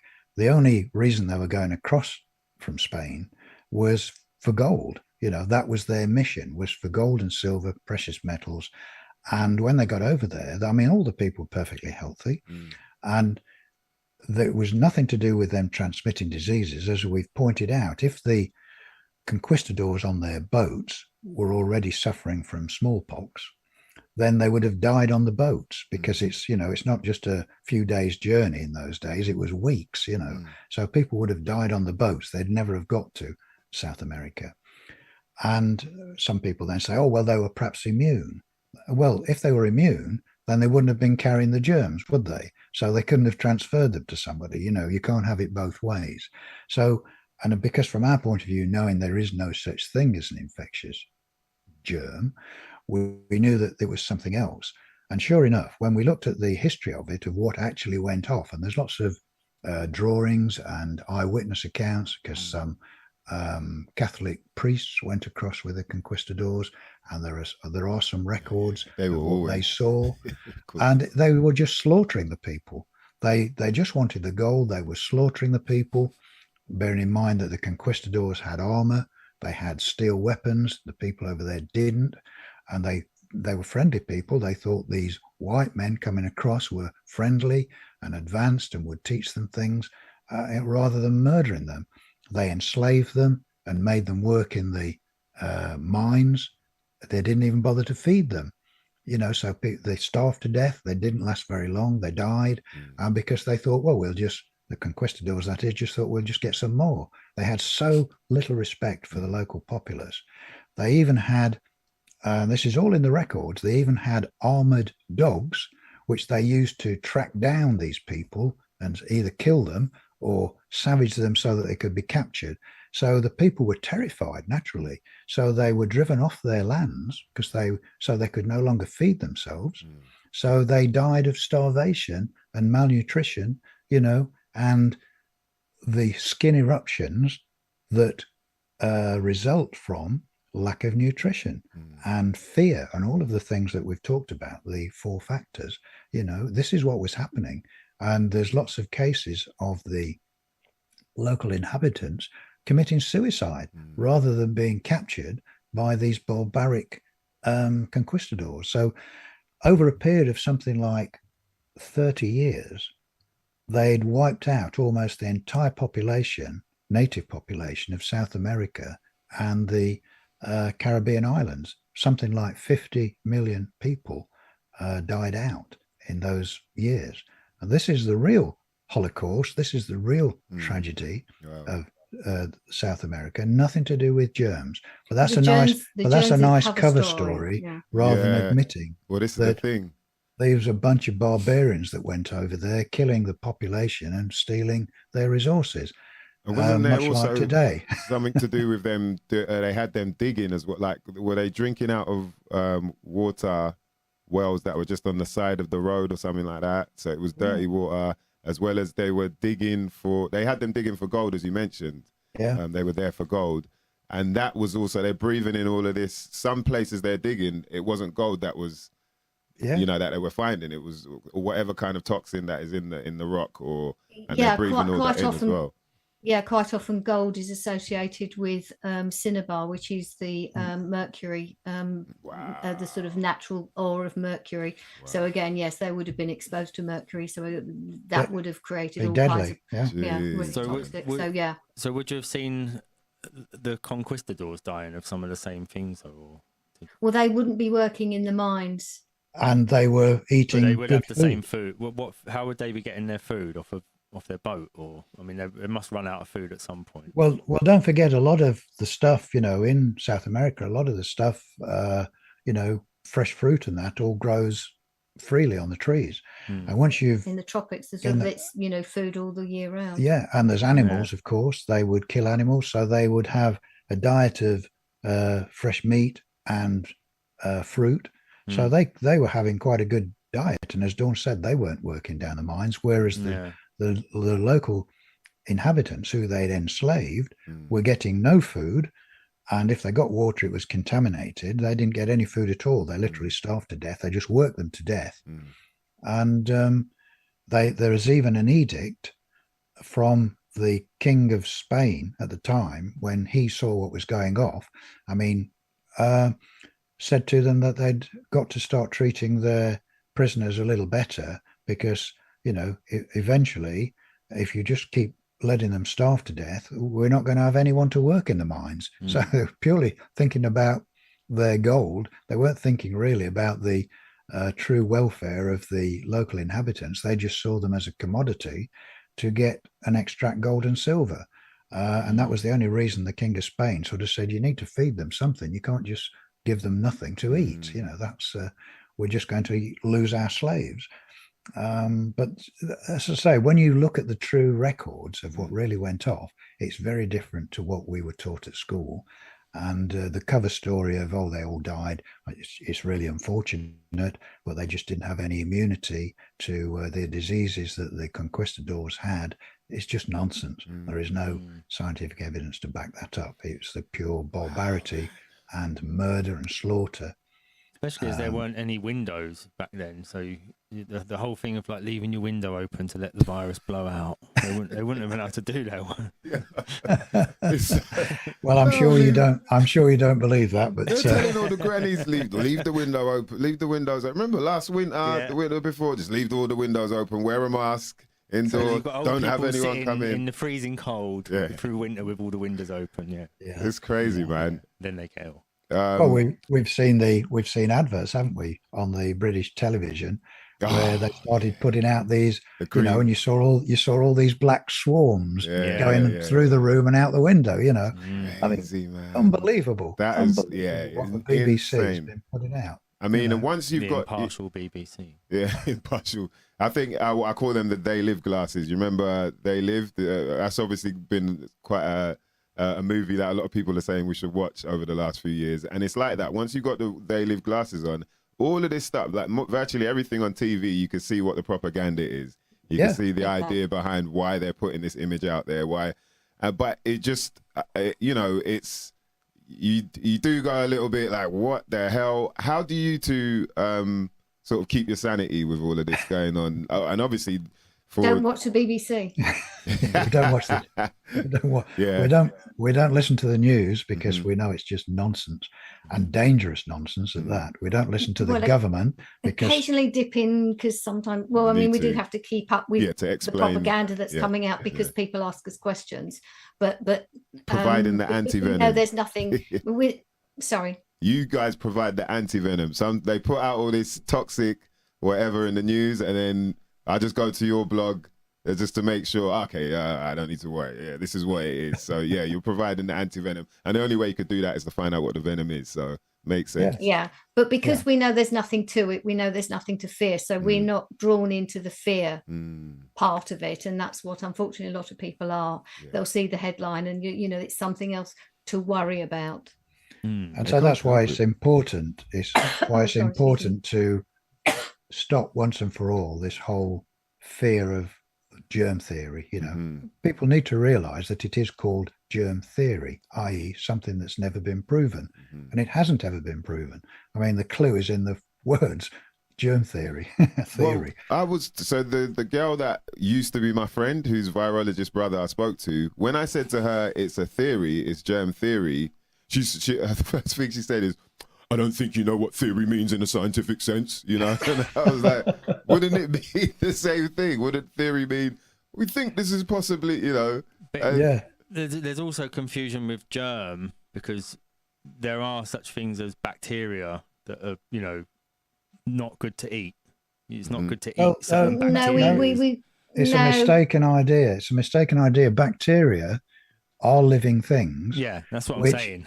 Live in and on our body, but these are but they're necessary. Not harmful either. They're not harmful. These are necessary. In fact, without what about, them, say, like E. coli or something.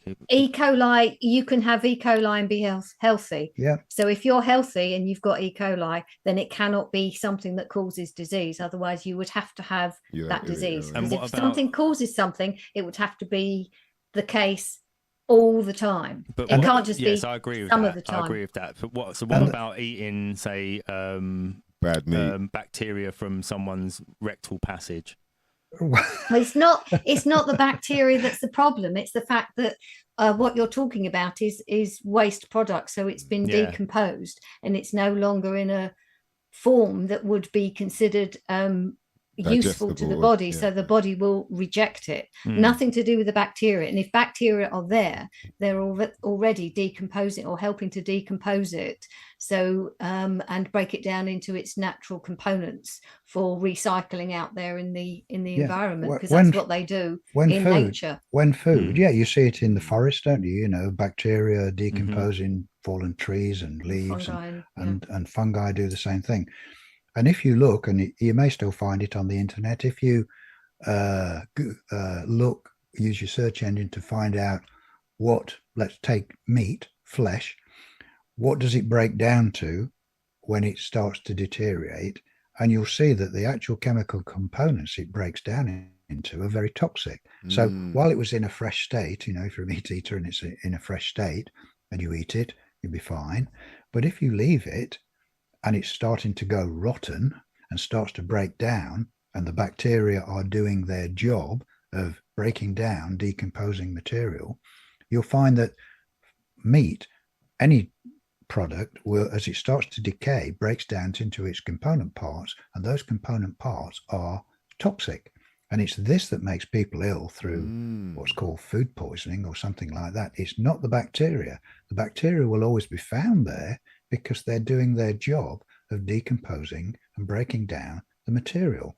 And it's as simple as that. And this is why we go to great pains to explain what is happening in the body, what is happening when food decays, so that people can understand it's not the germs. No one has ever, again, I come back to what I said earlier, no one has ever proved that a bacteria of any sort is the cause of any disease, you know, or these things virus. I mean, these particles, let's give them their correct name, which are got misnamed viruses, are not living things. They're just cellular debris. When cells break down in the human body, and that's what these little dots are that they see under their electron microscope, they're just particles of cellular debris.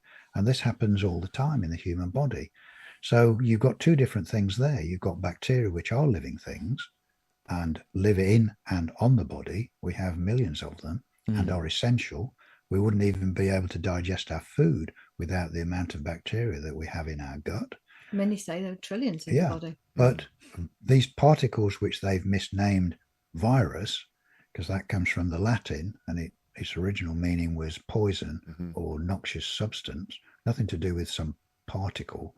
But these particles are not living things. So the medical establishment have never been able to explain how something that they have to recognize and do recognize as a non-living particle can somehow become alive through some mysterious process and reproduce itself and travel through the air and infect someone else and then reproduce itself in their body and make them ill. They've never been able to demonstrate that. It knows what time it is. Oh, wait, it's not 6 o'clock yet, so you're all right. You're safe now. Hey, wait, remember they said like black people were 4.5 whatever % likely to catch COVID. Wait, no, you're white. You're cool. Carry it. You're like, as if this little particle has got a brain like that.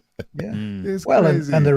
And the ridiculous nature, I found one out of all of the ridiculous measures that they wanted people to abide by was when they eventually said you could go back into restaurants, providing you wore a mask when you entered the restaurant, but you could take your mask off once you sat down. But if you stood up again to go to the toilet, you got to put your mask back on. Like these particles knew this. They knew when you were sitting down. They knew they couldn't attack you while you were sitting down. As soon as you stood up, that's when they could get you. It's because they clean the tables. You know, it's just they know the tables are clean. They don't know the people fell for it. People fell for it, didn't they? They were doing it, you know, and restaurant owners were doing. You know, you just think, come on, you're not using your brains here, guys. You know, you're not using a bit of critical thinking. You've got to see. And then we even had Boris Johnson telling us that the virus particles became more virulent after 10 o'clock at night. You know, you think, well, how does that work? Well, they're out there partying now. Oh, what are you up to? Oh, we're going to go infect these lot over here. What you lot? We'll meet you lot over by, you know. It's crazy. What else did we have? Matt Hancock, when he's like, hey, guys, these dogs can sniff out COVID. They had these sniffer. They were like, these dogs are going to be, I'm not going to lie. I was like, whoa, what does that mean then? Because this dog now is just going to sniff you out. Go, hey, yep, he's got it. And you're like, no, I'm fine. Yeah, but you're asymptomatic. There's so many, even that was crazy as well. They had us believing that you're not sick, but you're sick. Like, what? Wait, so you have to have a test. You have to have a test to tell you if you're sick or not. That's how deadly it is. Yeah, but I mean, that's all part of making people stop trusting themselves, and it's putting everything out to these authority figures or whatever, so you can't trust yourself. You go, well, I feel fine. No, you're not. You have to have a test to find out if you are fine. And the best of it is this whole asymptomatic nonsense goes against their own guidelines. It goes against Koch's postulates, which says, quite in his first postulate, which is supposed to be one of their gold standards, that the germ should always be found on the sick person and should never be found on the healthy person. So how the asymptomatic meant you're carrying the germ, but you're not sick. So they go against their own guidelines. And this just shows again how much nonsense they're prepared to put out in order to bamboozle the public and keep people in fear. It's just utter nonsense. I think it's beautiful that you said about us trusting they've made it so we can't even trust our own bodies. I think we should segue into this because, I know I really appreciate you guys taking the extra time as well to spend with us because we're a little bit late with this. But, man, it's been amazing talking to you. You mother lovers out there locked in, better make sure you go and get this book. Go and check out their blog if you don't believe me, whatreallymakesyouill.com. The book is What Really Makes You Ill, Why Everything You Thought You Knew About Disease Is Wrong. And trust me, once you get into it, you can't stop reading. It's one of those sort of things. But Dawn and David, I want you to help me out because I try and speak to, we've got friends obviously that think we're a bit crazy because they haven't seen the information that we've seen. So we're always trying to find different ways that we can try and break down to them that, you don't have to worry, that your body is way more powerful than you've been taught. And so Dawn mentioned about, them not allowing us to sort of understand how our bodies work and how powerful they are. So I say to people, I try and give them these little, I say to them, look, you get dust in your eye, what happens? Your eye usually waters. You cover your eye, it waters, gets the dust out. Did you have to think about that? Yes or no? You didn't. Same thing with your throat. You might get a little bit of dust in your throat. What happens? You cough it out, and did you have to think about that?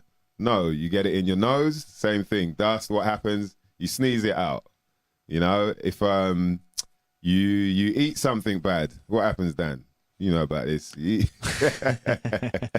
comes out somehow. Yeah, it comes out either, you vomit or you excrete it out. So these are all things that you don't have to tell your body to do this. It does it naturally. And so it should show you how powerful it is, And then I got into the idea about the skin. Like, obviously, we look at our skin and we don't realize that this is actually here to protect us. It's to keep everything out. As soon as you cut your skin, what happens? It bleeds. Does it bleed in? No, it bleeds out. So it's trying to keep stuff out. What happens after bleeding? It will scab up to carry on keeping things out and then heal up as skin. So this is why they have to come with this long-ass needle and try and plunge it all the way in to get whatever they want. The more we start understanding that the body is powerful and all we have to do is keep it in a state of balance. What's the word? Homeostasis. Stasis. As long as we keep it in that on that plane where it can function well enough, keep it hydrated enough nutrients, then your body will do the work. Yeah. Is there anything that you could add to it to help us sort of set some of our friends free?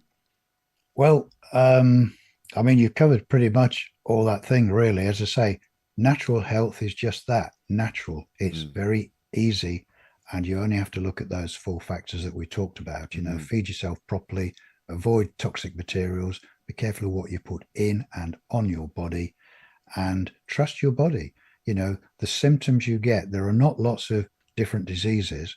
There are just groups of symptoms, and they are healing symptoms. They're, so if you get inflammation or you get your mucous membranes working, all of these things, are where the body is healing itself. And so the last thing you want to do is do something that's going to suppress those symptoms. You know, your body knows what it's doing, and don't get in its way. But unfortunately, the medical establishment doesn't understand this because they weren't taught this way. And the pharmaceuticals companies, it's in their interest to intervene to sell their products, which you don't need. And in fact, as we've talked about, iatrogenesis will actually make you ill. And you don't need it. So health is natural. Pay attention to the 4 factors that we talk about, and you'll be fine. You know? And remember that the factor of your mind as well, the role it plays. So again, don't allow yourself to be drawn into fear mongering, because that can have detrimental effects on your health as well. Don't listen. You know, if you can spend as little time as possible listening to what the mainstream media put out, because nothing they're going to tell you is true. You know, the newscasters, they're just reading a script. They don't know. They don't do any research. The people that run the show, okay, they know very well what's going off. They perpetrate. There is a crime being perpetrated against humanity at the moment. Yeah, big time. And people need to be aware of this. This is not an accidental thing. No. So we have to protect ourselves. As I'm talking about humanity as a whole, we have to protect ourselves. And the way to do that is to educate ourselves as to what is really going off. And their mode of attack at the moment is through health. And that's why we've concentrated on advising people what we found out over over 10 years now, but 10 years of research went into the book.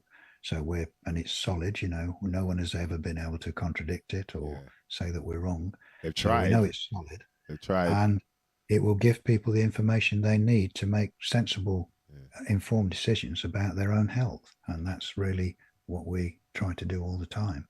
Man, I have to thank you guys so much for making sure. Making sure that at least some of us, you know, like is one thing I felt it was brave for you guys to put so much effort into this book and put it out, knowing that there are going to be people out there that are going to try their best to devalue you, to say this, that, and the third about you, because it's not, this book is not in their best interest. You know, it's not going to do anything for their pockets. Also, you're promoting something. You know, a lot of people will be like, oh, they're trying to make money off of this book. But no, you're actually saying, look, get this information, do more research, like to make sure you know that what we're saying is not a load of rubbish. And then you'll understand that you don't have to buy any of these tablets. You don't have to pay for any medical products. The only thing you got to worry about is a major emergency. And then you go and see them. But as well as that, you're equipped with enough information to say like, no, I don't want none of that. Don't inject me with that. Don't touch me with that, you know. And you get in and get out as quick as possible. So for me, like I said, setting people free is what you guys are doing. And we really appreciate that, because not many people have been brave enough at all to let alone do their little videos and whatnot, but to put so much effort into a book. And I want to ask about the timing as well, because it was, have you been asked about that already? Like, oh yeah. This book seemed to have come out just as everyone was going crazy with illness and whatnot, and for me, I was a bit worried, obviously, with the whole thing that happened with me with TB. I was still wary of people getting colds and sneezing, and you know, I'd always stay away from someone if they were, because I just felt like, oh, I don't want to go through any of that again. And then I went and did the Sebi diet, Dr. Sebi. I've heard you guys talk about him. Yeah. And my friend put me onto him, so I learned about that and alkalizing the system. And then I didn't realize until about 7-8 years later that I haven't been ill for ages. I hadn't had a sore throat, which I used to get a lot from, you know, being an MC. I wasn't getting the spots that I used to get because switching my diet, drinking water, and just all that sort of thing. But you know, then this comes along, and then it made sense why I was like, wow, that's it. It is to do with the nutrition and your environment and how you're feeling and all of these sort of things. But I just couldn't believe how it came out just as all of this was happening. What was that like for you, and why? How comes it came out then? Well, exactly. I mean, we've learnt enough, as I said earlier, have written a book about the nature of reality. So we know quite a bit about how reality works, which is, of course, another subject altogether. And it's quite a mystery. It's not like what people think it is. So we know that nothing happens by coincidence. There is meaning and purpose to everything we do. I'm talking about everybody, you know, there's no such thing. So, you know, we were writing our book and it just so happened that it was ready and published at Christmas 2019. And of course, within a week or so, craziness hit the world, didn't it? And lots of people said, oh, it's really fortuitous that your book came out. We said, well, yes, it is. But there's a purpose to this. We didn't know. No one had ever heard of, you know, all the stuff that we've been told now. No one heard about that. But of course, it doesn't detract from our book because we show that germs don't make you ill. And it doesn't matter what name they put on it, the germ. That's not what's making you ill. It's these other factors. And so, yeah, we believe it was meant to be, of course. And it's all the part that we've are playing in this this event. I'm trying to choose my words carefully here. Is the you know, and we're all playing a part. You know, you guys are playing your part in getting the information out there. We're playing our part, and it's all about, I truly believe, without getting into the depths of the nature of reality too much, you know, there is a great awakening for humanity that's in force at the moment. I think so as well. And this whole fakery that's been going off has woken more people up than ever before. There are more people, we know, because I mean, our book sells into 15 different countries around the world. So we get, and it's been translated into French, Dutch, and it's been translated into Japanese, would you believe?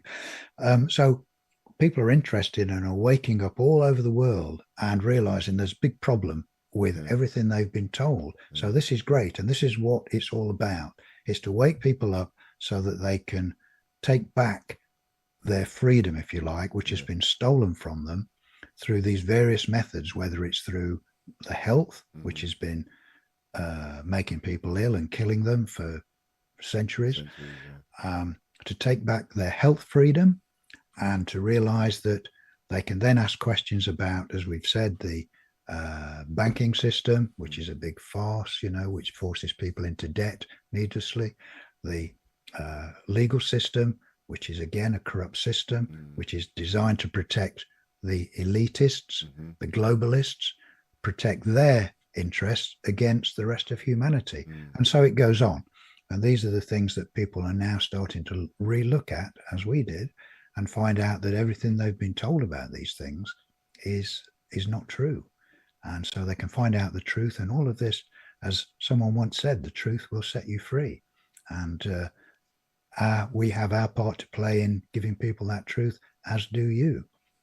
You two, I've got to say, man, that's some gangster business right there. That's, you know, to take on, because it is that. It's a colossal thing that you're taking on, and but it's working. You know, to hear that the book is being translated in French, Japanese, like that's exactly what needs to be done. And I've thought about, like, how do you get this info to people all around the world like that? But it's just going to keep spreading, you know, like it's just going to keep spreading, and more of us are going to be more aware of that.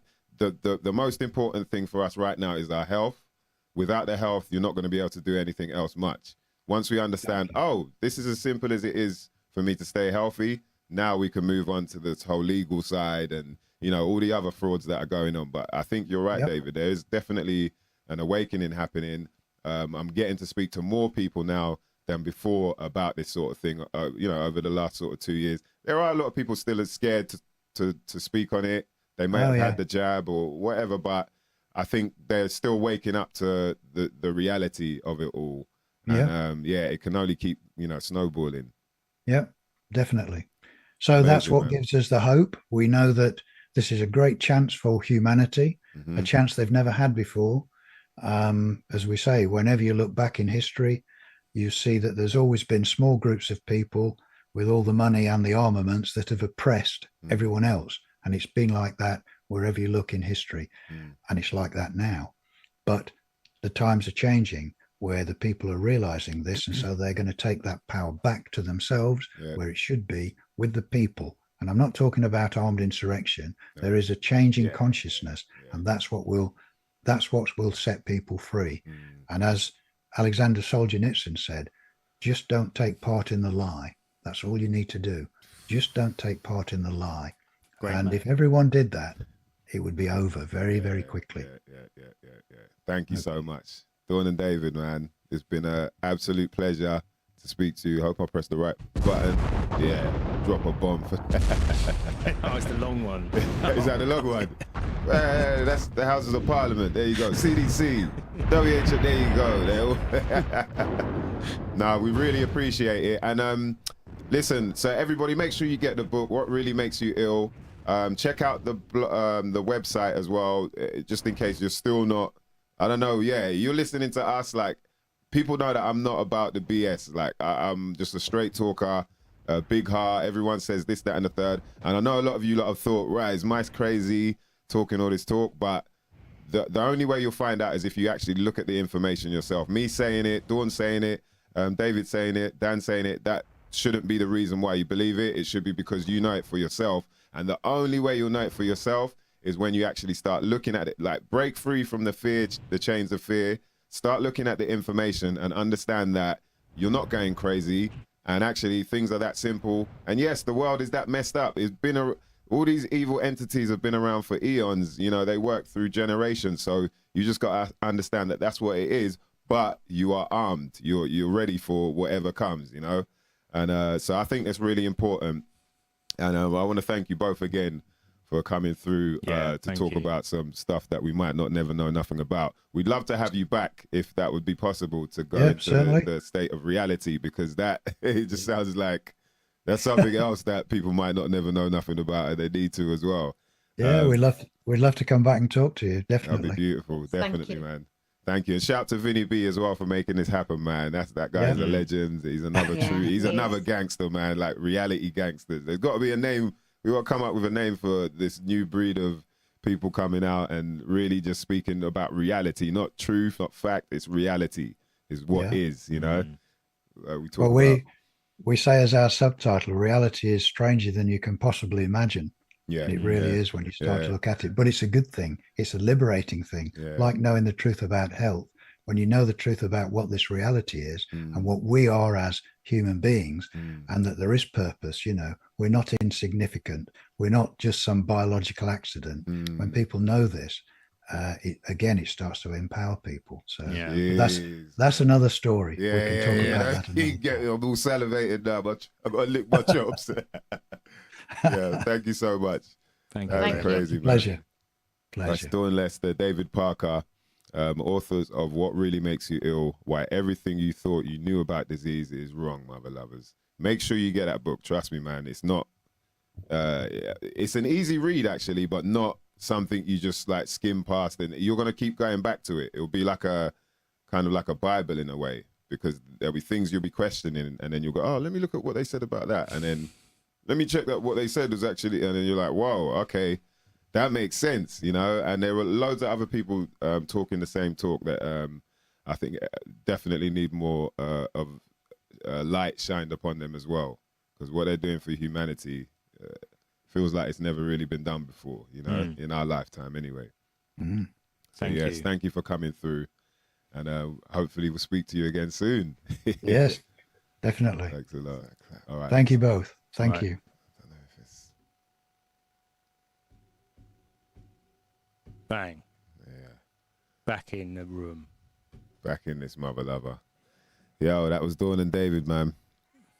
Got to thank them a lot for coming through. Yeah. Blessing us with some knowledge. That was took you lot there, amazing. Boy. Took you lot there. That's what we do right here, man. Each and every Wednesday. Try our best. And shout out to Vinny B for helping us make that happen, man. For me, that was definitely a special one, because you know, I got to speak to the people that really kind of open the doors to a whole nother side of this world, where you're like, wow, if that can happen, you know, what else? From right back at the beginning of all this stuff, you know, they were sort of like that weird couple that you just saw on lots of stuff, and it was like they were really sort of out of the ordinary in a way, but they're really ordinary, but it was out of the ordinary for everything that was going on. Is these people just calmly sitting and explaining what's going on really calmly, quietly, both in front of one microphone. No flashiness. Nah. You know, so it was, there was behind them. You couldn't miss them. There was just like, because a lot of characters came out of this whole thing, didn't they? Yeah, for sure. And they was one of the sort of characters that came out of it in a way. So it was really good to like finally sit down with them. Yeah, for sure. And it was enough for the people that, in my mind, you know what I mean? Like I say to people, man, like hip hop, at least it must have at least taught you, you know what I mean? That code. There's a code. Like people talk about the code of the streets, it's the same type of code where you kind of get who is real and who isn't after a while, just by their mannerisms, just by the way they might dress, the way they might talk, if they're a bit too smooth, if they're a bit, you know, all these different things. And for me, them, you know, people like Andrew Kaufman and Cowan and, you know, even people talking about German new medicine, I could sense that like nah, this is for real. Like there's something, you know, I trust them a lot more. It's when someone is real. Like they're not being anything other than like David and Dawn. It's almost like, it's almost disarming that like they're just being themselves. That you're just like, like what? But that's how what come? stood out about them is it's just people sitting in front of one camera. You know, they're not even doing what we're doing, pretending that they're in a big studio. It's a micro mini studio, by the way, just in case you know what I mean. But yeah, it's true, man. You're right. It's disarming in a way. And, you know, shout out to the people. Obviously, people are going to be skeptical, and I don't blame them because that's how you should feel. Yeah. You should feel like, I'm not sure. In that case, at least prove yourself wrong. Whatever the doubts are, you know, at least do that for yourself, because the main thing here is about setting yourself free from these certain chains that are there. That's why I keep drilling that, because it is literally like that. Once you break free, you're like, wow, there are so many things that I ain't got to worry about. Like, you know how much traveling I've done? Yeah. Do you know what I mean? Under all of that. Yeah. No, it ain't. But I know people are waking up. I know more people are waking up, but they don't want to say anything because of. But we all made the mistake. We all got fooled. You know what I mean? So just wake up, just snap out of it, and like, yo, get more info so you can look after yourself, your family, whoever else. You know what I mean? Shout out to everyone who's watching it live, because you know, this information obviously might get. You know, it's why you know, but we don't know. All in all, just make sure you get yourself as much info as you can, because that's what really makes sense at the end of the day. Don't just pass on it. Just, no, man, I don't. Like, why don't you? Why don't you just check? And you can get you can listen again on the podcast apps anyway, on iTunes or whatever. So it's probably one of them ones where you want to go back over it and have a little listen again.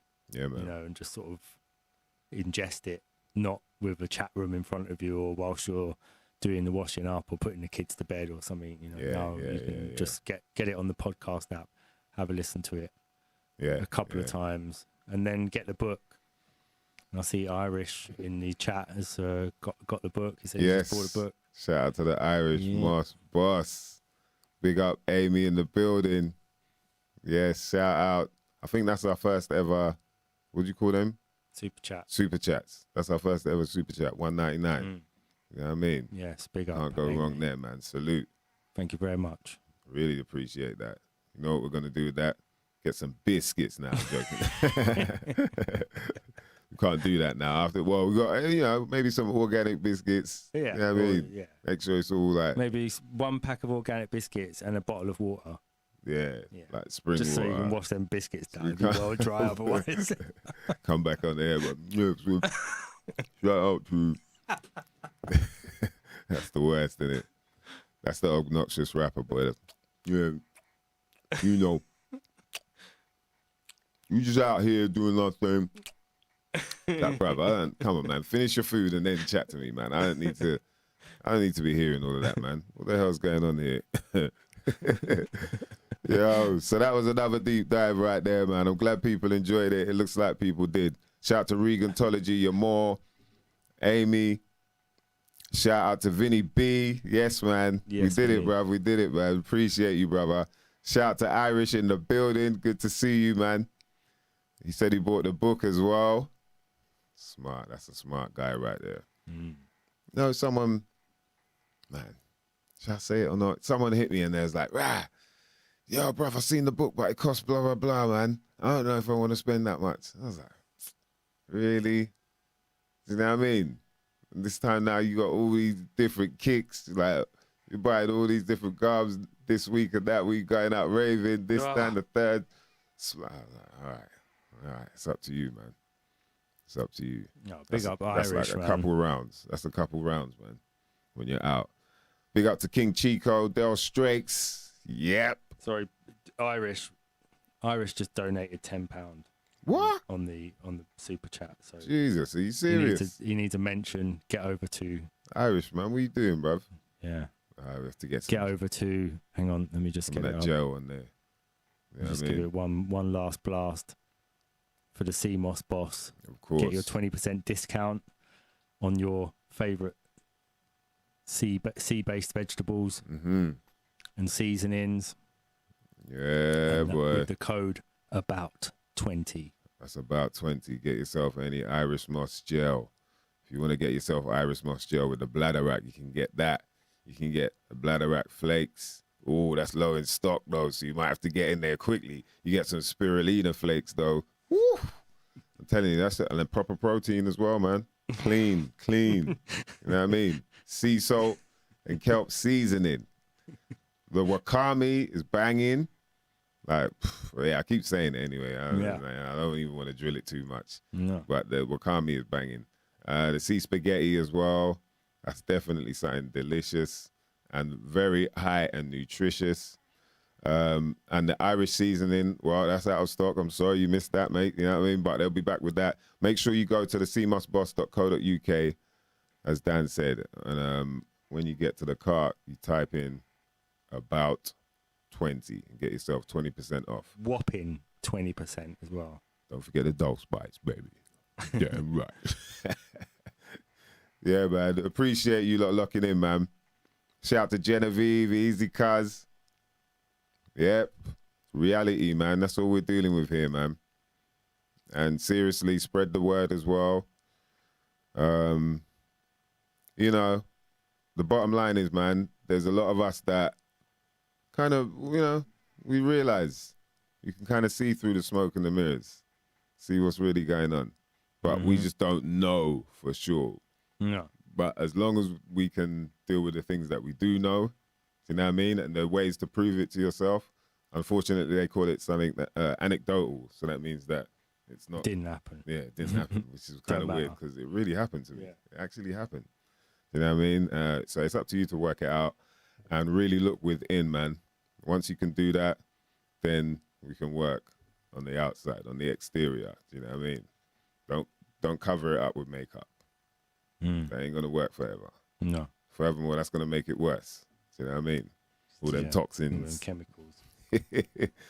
Yeah, man. So make sure you stay locked in, mother lovers. Big up all the crew. Oh, did I miss out anyone? Oh yeah, BLA. I thought I missed out somebody, man. And Robbie Love, he popped Robbie in. Love. Oh yeah, end, Robbie Love was showing some love, man. Yeah. You know what I mean? IBMCs. Big up, man. Salute. Yeah, that's good little chit chat as well, man. Going on in the comment section. The common senses, man. Big up your more, of course. Hold tight, Mr. Green, man. We see you, bruv. You know what I mean? Don't worry, man. You will soon be here on the dark side. Soon. We'll have you soon, man. So what's going on for next week? All right, yeah, I'm going to be away, but I believe we'll be able to do one stream, possibly. Yeah. I think so. You know what I mean? But stay in touch, mother lovers. If you know we're out there, just follow us. SYMNNKNA on Instagram, on Twitter. The live streams from now on are just going to be on YouTube and Twitch. Yeah. That's right, isn't it? Yeah. Yeah. We've decided to drop Twitter and D-Live. D-Live, yeah. Because we don't really like those platforms as much. Nah. The streaming thing we're using only lets you do two things. Yeah. Regantology. What the hell? Yo, you like getting beat now, man. Good boy points. Regantology, bro. 5 good boy points from Regantology. Jeez. The wisdom we share is truly priceless. Yeah. We're just the facilitators of other people's wisdom. Brother, when you find out this stuff, and what I notice is obviously I've spoken with some of you people about this, and hearing it from my mouth, I get it. It's like, okay, like, oh, that's interesting. But, you know, the more you start digging into it, you're just like, what the hell? Do you know what I mean? Yeah.